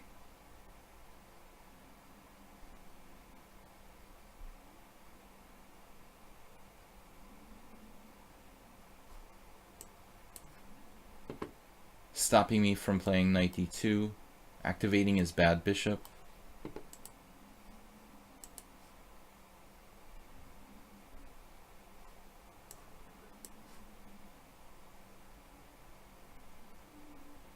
Now he has like total domination of the f4 square, master style.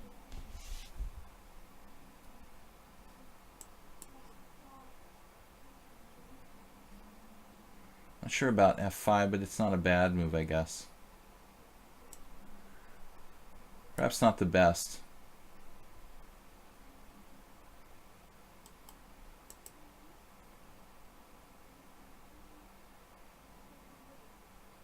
Extremely strong knight on d5. Hard to cope with that. Might have to be eliminated.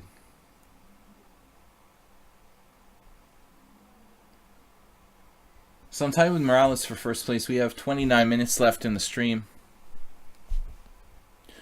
Umop, you need a new name.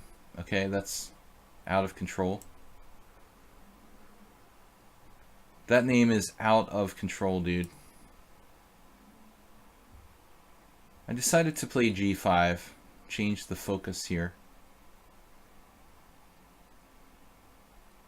We've got ownership of e5. Our rook needs open lines. It's really hurting us. We've got a good king. Good control of the center, but we fail to have, what we fail to have here is a good rook.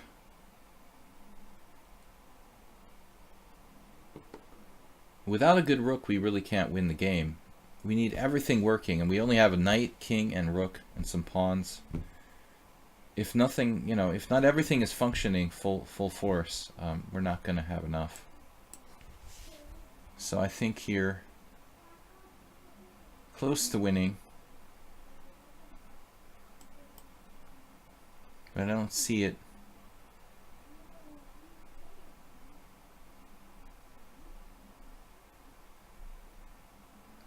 I don't see the win.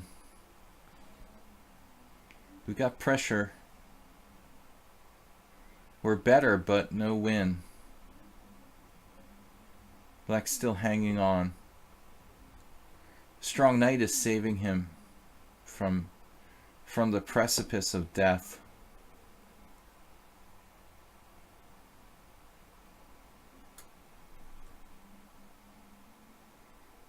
We need a little time to focus here. All right. Cheapo. It's a cheapo on f7.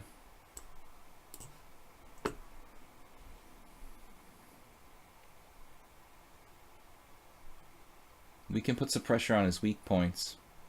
Oh.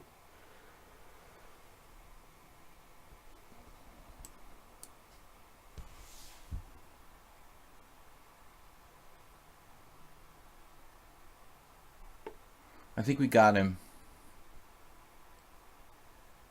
We're going to snipe a key pawn with this double attack on e6 and b7.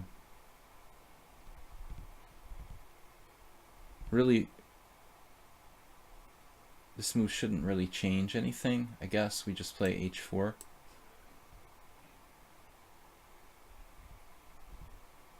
Not giving him any play.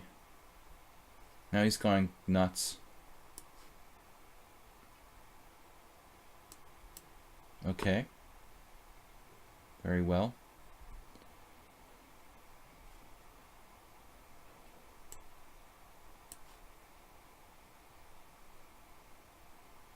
Remember, he's very fast.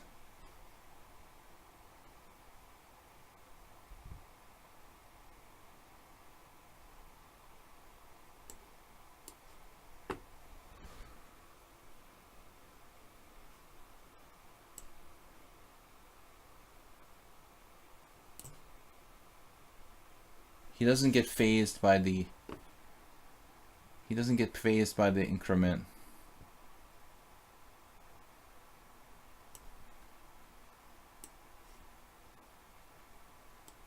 My God, it's a good thing I saw that move.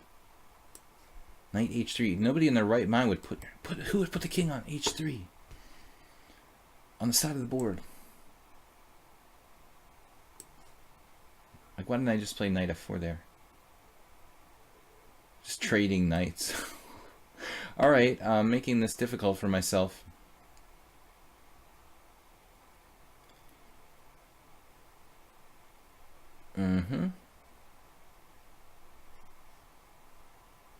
I think I should just go home. Or I can go up and take another pawn. Not greedy. Greed is good. Oops. Greed is good.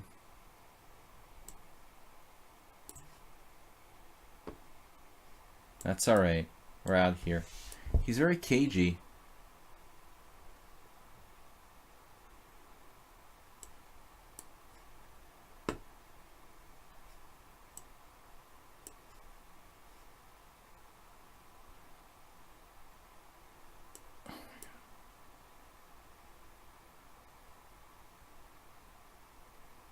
Sorry to disappoint you, dude.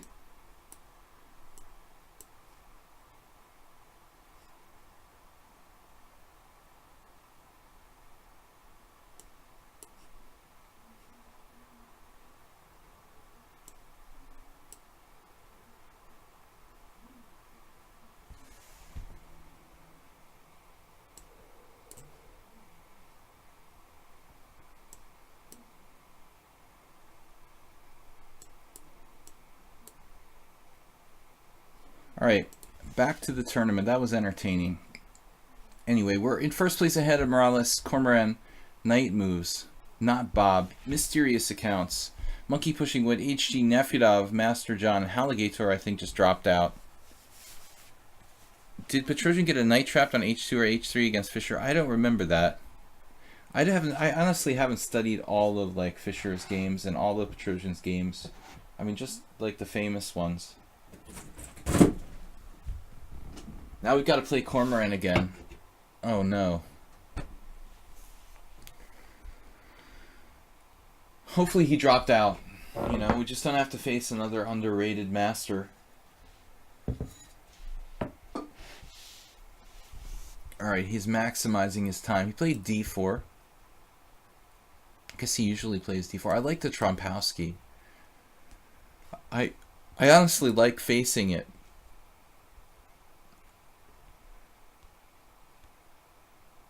We maintained our lead in the tournament. Barely. Morales is right on our heels. We haven't played him yet.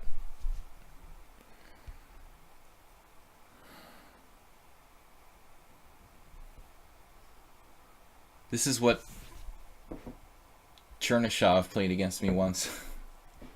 Constantine, mustache man, he drew against me with the white pieces with c3. e5 is very aggressive, but it's kind of over the top. It's a little risky for black. Probably the best move though. I think I played queen b6 against Chernyshov. It's a solid move. We can do anything. e6, e5, knight c6, queen b6. c3 is not dangerous at all. The only danger is that black could overextend themselves, which I did do in a simul game a couple weeks ago.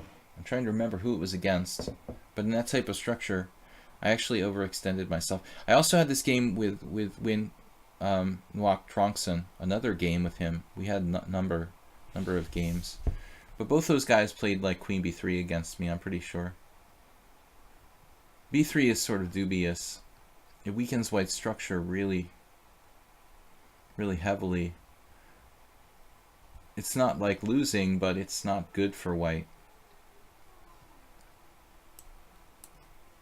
Also, years ago, the legendary Heinrich Shepakaitis and I had quite a few tangles in the Trompowski and blitz.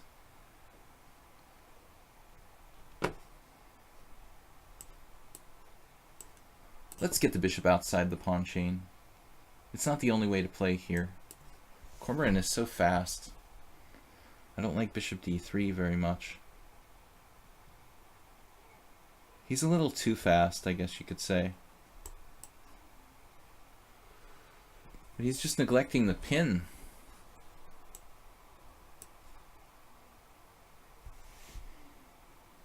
Not dealing with the pin at all. He's just choosing not to take it seriously.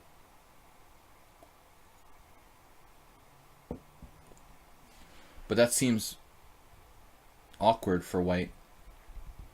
I have a dark square bishop and you don't. There are going to be questions to answer later on in the game. b2, these pawns. Just goes berserk. Wow. Okay, well, no choice. I have to take.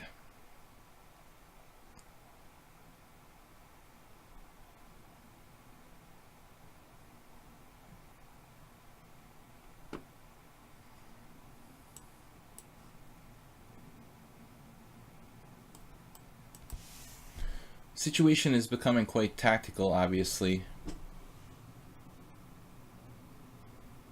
I can play bishop g6. That looks like the safest.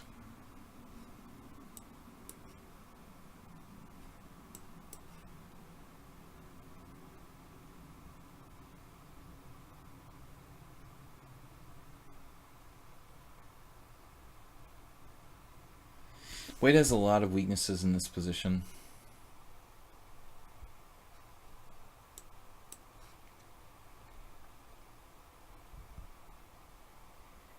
It's like a good Caro-Kann advanced variation or something.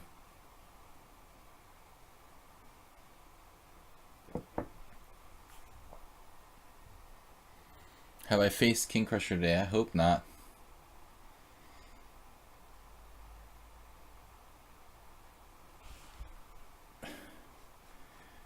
Master sees a check. Okay, the endgame is certainly not bad for me. But it's also not obligatory.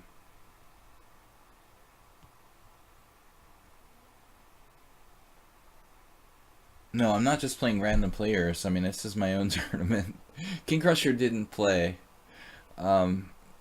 He's certainly welcome to.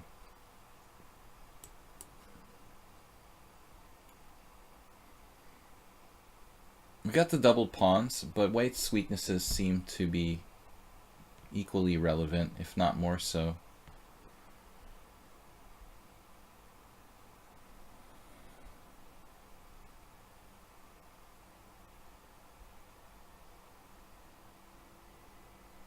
got to be really dynamic now.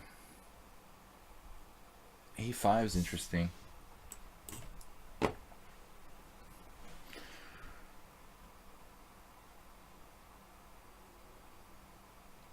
My bishop isn't hopeless. We can pressurize him with f6, g5. He's got a weak h-pawn. I've got a4. I've got c4 maybe. I'm sure that black is not worse here. He played c4. Therefore, maybe I should think about a4. Also, at some point, you know, I'm going to need to move my king, like yours truly.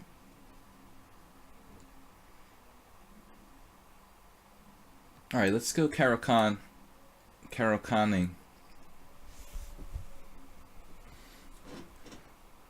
He's tied down to h3.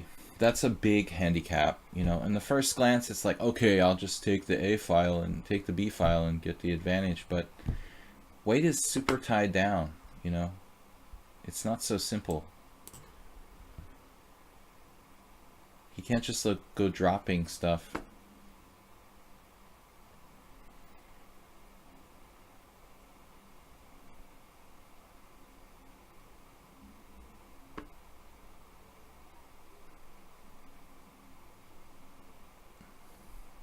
But his rating is bogus.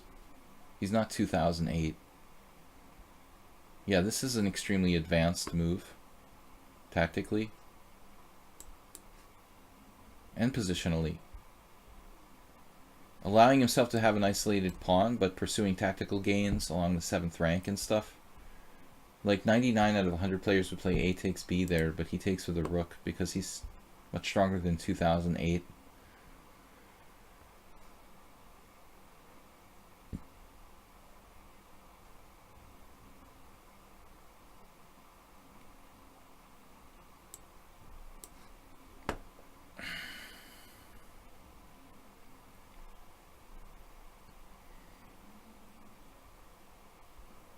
Rook endings.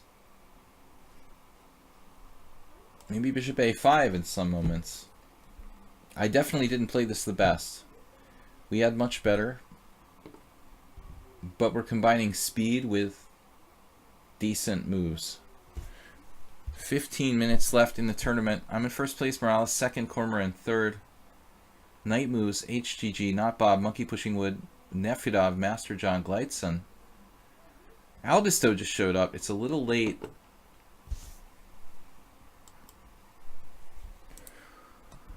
Nefedov, I don't care if you lose winning positions. Just make it against me. King d3 now. Wow.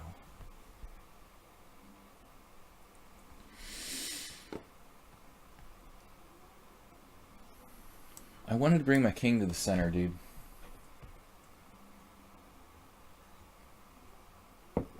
I'm not sure this is good enough. Maybe I'll have to play like rook a7, king c7, walk over. How am I making progress here, though? I was talking about bishop a5, but his knight is going the other way to like g5 now. I could play like rook a4 maybe.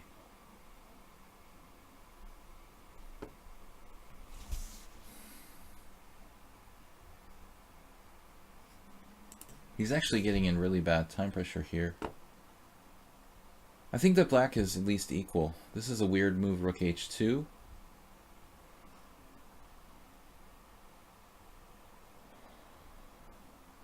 He's tied down to both of his Isolani. He likes Isolani.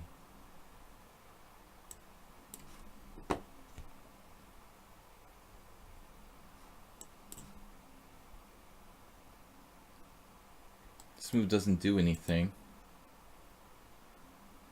But we could build up pressure. It's going to be hard to make progress, isn't it? Not sure if that was the best move or not.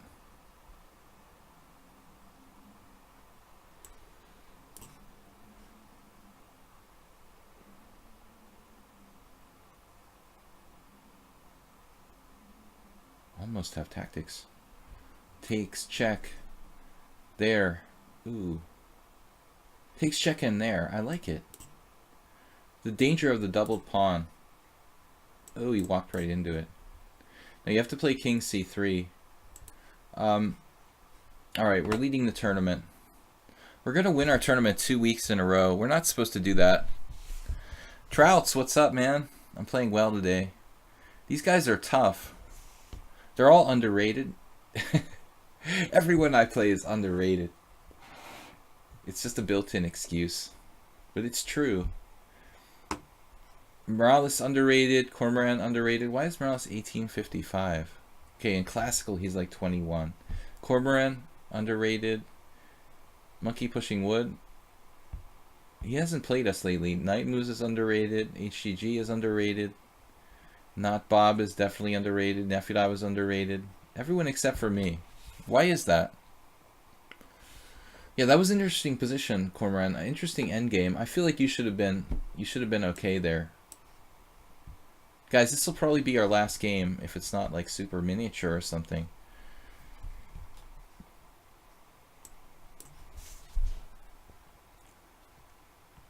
I kind of like face more Chigorin type stuff when I play knight f3 than if I play d4 on move 1. It's interesting.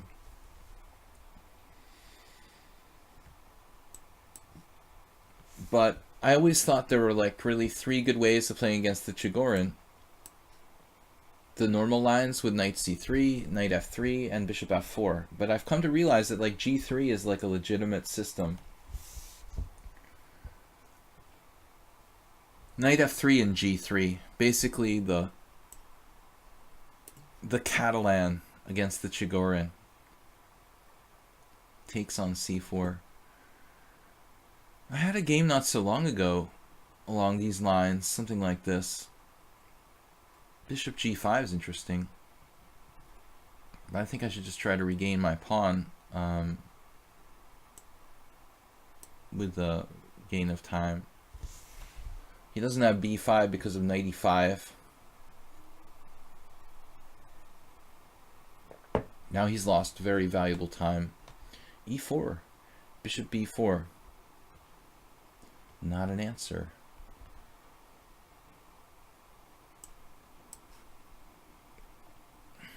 Threatening, you know what.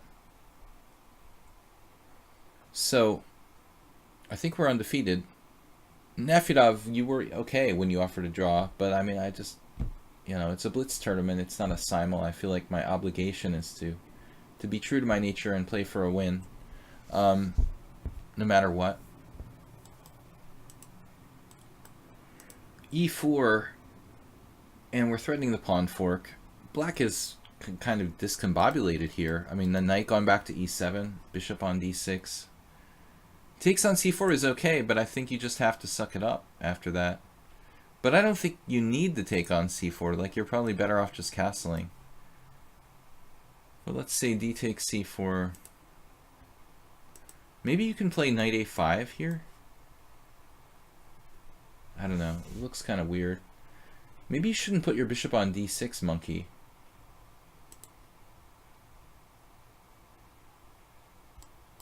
Maybe you could put your bishop on d6 and your knight on e7. That's another possible formation.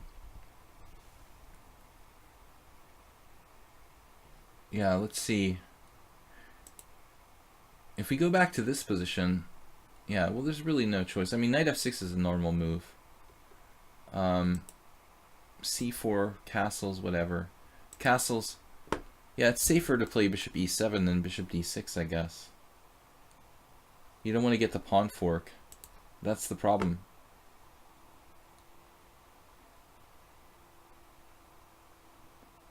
You know, generally I would take with the h-pawn, but I think he's trying to attack me down the h-file. What is this? You're going to like checkmate me with h5, h4? In this exact position, it's interesting to take with the f-pawn. No, but I mean, probably I'm crazy. I mean, this is normal to take toward the center. He can't just go berserk. He doesn't have any compensation. for the sacrificed piece here. This is just unsound. There, at least like try b5, maybe hold on to your pawn. So it's very little. It's zero compensation.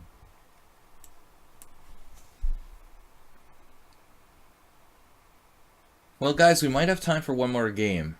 Morales is right on my tail. He's playing great lately. Impossible to beat. I think that monkey pushing wood is smart to play pawn takes pawn. Not losing the exchange. An admirable decision. Alright.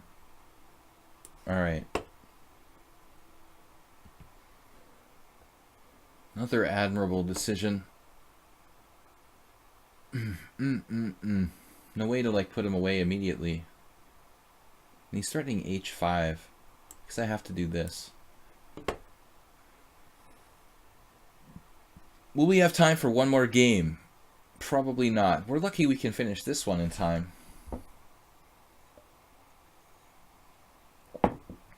Perfect score, luckily. Wasn't that easy. But we didn't face a lot of masters. Some weeks we have a lot of masters here. Alright, let's keep him at bay. Stay in the bay. The Bay Area. Monkey pushing wood, you're like hypnotizing me or something. I'm like, wait. Oh my god. F4.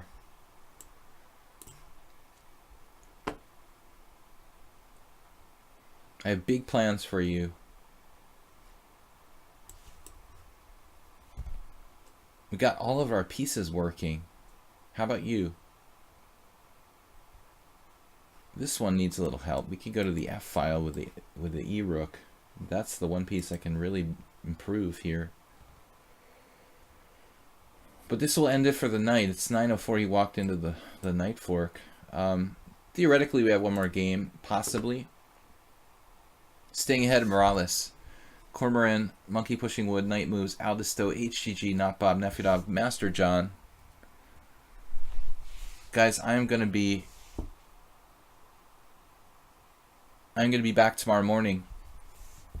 Blitz and Classical Weird Wednesday Unusual Opening stream.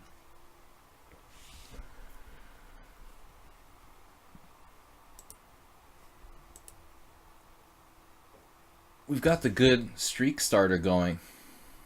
Morales lost one. That was costly. Who did me the favor? Cormoran took him out. So Cormoran basically tripped up Morales, who has a perfect score otherwise. Wow. Aldisto now.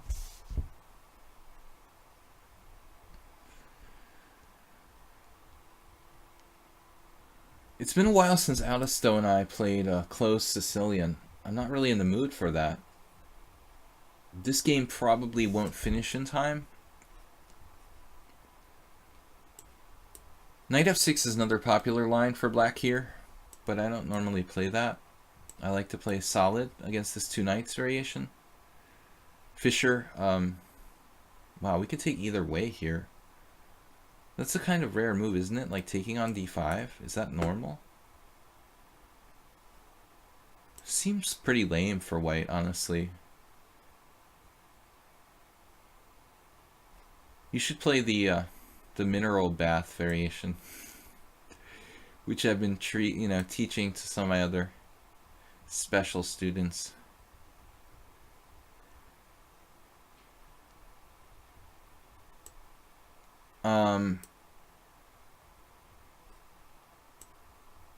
Yeah, I've been here before, probably. It's equal. We've given up our bishop, but his structure kind of sucks. It's like he's playing a Chigorin again with like the knight on c3. He'll have to regurgitate the knight back to e2 later on and reposition everything. I've actually been playing this kind of structure all my life. I remember a game when I was like 1700 winning in this type of structure. How excited I was to have this like play along the c file. That's just a sudden flashback now that you mention it. I'm not sure rook c8 is even relevant. There it is, regurgitation of knight back to e2. Mineral bath variation. Bobby Fischer. Bobby Fischer was hanging out, and there was some friend of mine there, and they're at the mineral bath in Budapest, and Fischer was talking about like what he thought was best in these positions. But it was a speculative line, like after knight f3, d5. Fischer recommends pawn takes pawn, knight e5. It's really not that dangerous, but I guess he was just like excited about it or something. This game is probably not going to finish in time to reflect on the event. I'm in first, Morales second, Cormier in third. It's been kind of a three-way battle. bg5 now. I do have queen b6. Can we snipe a pawn against Avisto? It looks kind of dangerous. He goes back to d3. I'm just going to go safe. Better safe than sorry. It's not very exciting. I hate trading my good bishop for his bad bishop. I'm not even sure. Well, I'm threatening knight d2. That's kind of awkward for white. We've got two knights against bishop and knight in a closed structure. That should be at least equal. Now we go with a minority attack, huh?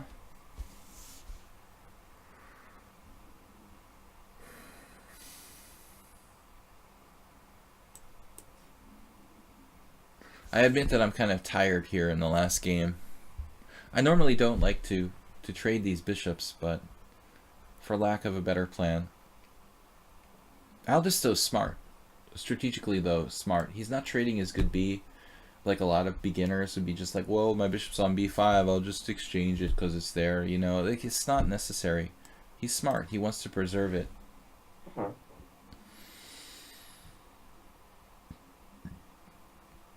It's getting kind of weird. Okay, we're playing for Outpost. Outpost City. It's the Stonewall attack. Actually, it's just a reverse Queen's Gambit, guys. It's just a very typical structure in the Queen's Gambit.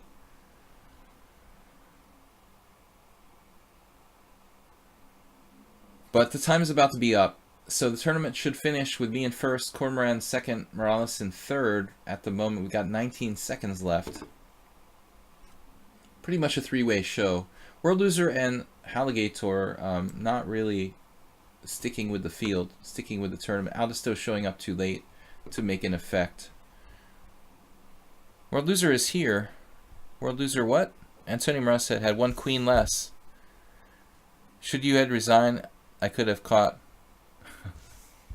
Yeah, that's like what I was talking about. It's not a good idea to not resign in the arena tournament. I mean, it's bad for you and the other guy in the arena because like both of you need more time. I mean, King Crusher will just like resign instantly. He's like an expert in this format, you know. I mean, this is why King Crusher wins all these like arena tournaments, because he's basically figured out the practical aspects of the arena format.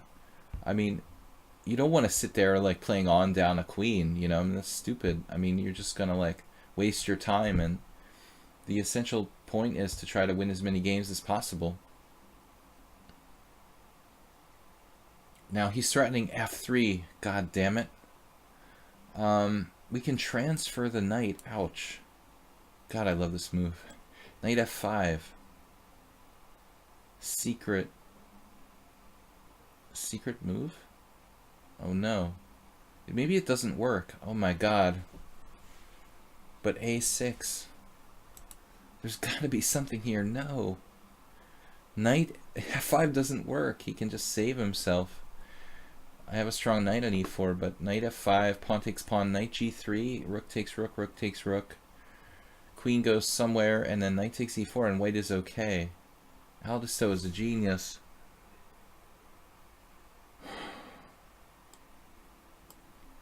Oh no, last game for the stream, guys. We took the tournament, Cormoran second, Morales third, but this is still interesting. Suddenly Aldisto's okay. Wonder if I can still... Yeah, he's got this bishop d7 move. Rook doubling on the file. Man, this is so tough. Oh my gosh. That is so annoying. Knight f5. I thought I was like better, but now I'm beginning to wonder. Knight f5, pawn takes pawn, knight g3, rook takes rook, rook takes rook. Queen goes somewhere, then we take on e4, and then he can undermine my knight with bishop d3, and it's like I'm actually fighting for equality there. Damn, dude. That's brilliant. What if I throw in a6 first? Does it even help? We'll find out. It probably can't hurt me to play a6. That was a tough move to find. So does this change anything? Not really. It didn't really help me at all.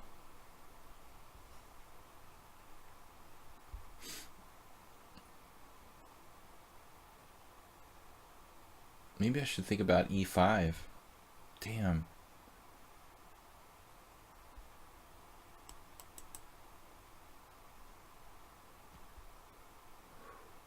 It's like a positional genius. I'm running out of time. I don't like this. I've seen everything.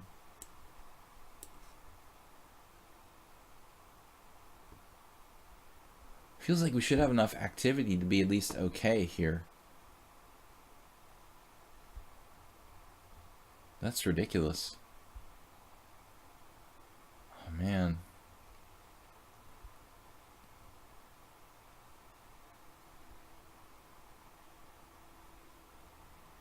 Do I have any sort of tactical tricks? Nothing. Absolutely brilliant play by white. Okay, I have to take with the pawn. Or do I? Why do I have to take with the pawn? I don't know. I just like my knight on g3. It may seem strange. It's definitely not pretty, but structurally...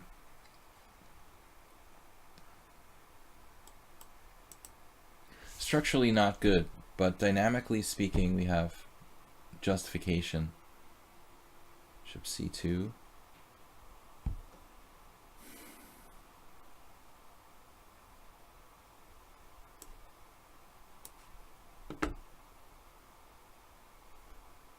Getting low on time. Aldisto also unrated. I mean underrated, unrated. Underrated. I won my tournament. How could this happen 2 weeks in a row? That's the question. h5? I like h5. That's...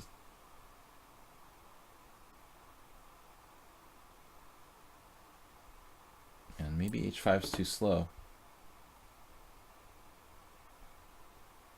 But what can I do? Oh, I had a plan here. Alright, I'm running out of time.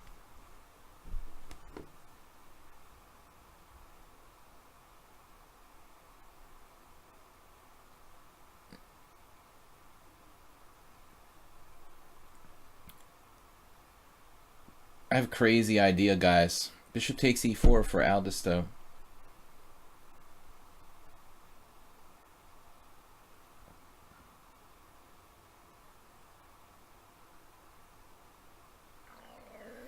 He has bishop takes e4.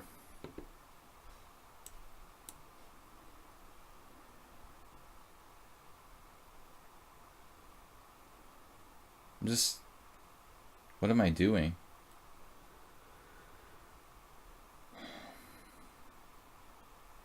This would have been a good idea.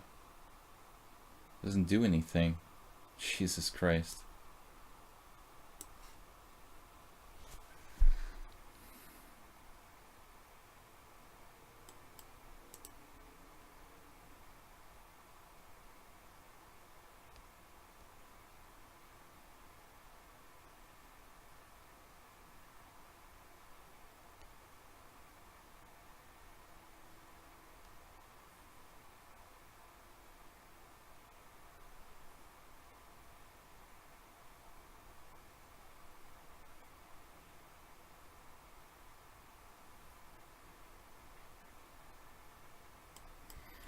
just no move.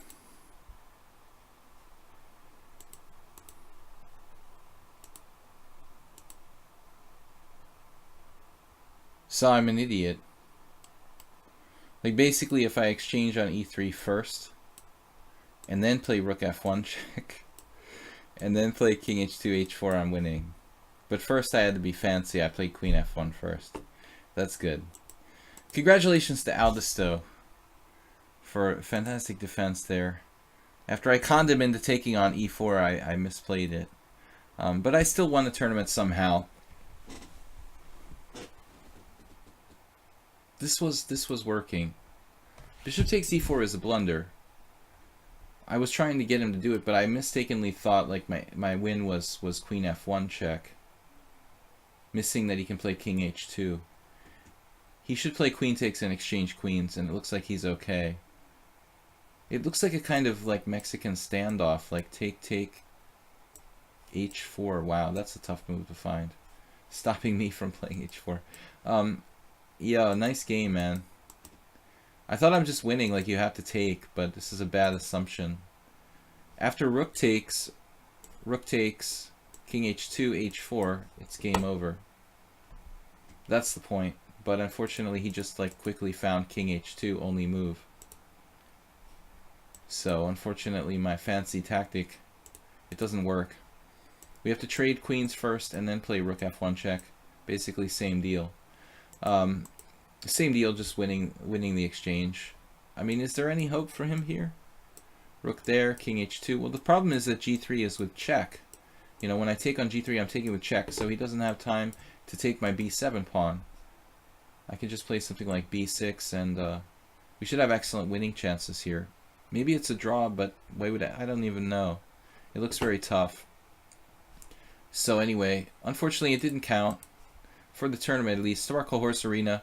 I'm in first, perfect score, losing to Aldisto in the unofficial game. Cormoran in second, Morales in third. Aldisto, you just have to show up on time, man, and you have a good chance. But tomorrow I'm going to be playing Blitz and Classical Chess. Weird Wednesday, unusual openings. It'll be 10 a.m. tomorrow morning. I'd like to thank you guys for joining me. It was fun. Nice performance by Cormoran and Morales. Cormoran, Morales, monkey pushing wood in fourth. Knight moves, Aldisto, HGG, Nefudov, not Bob, Master John.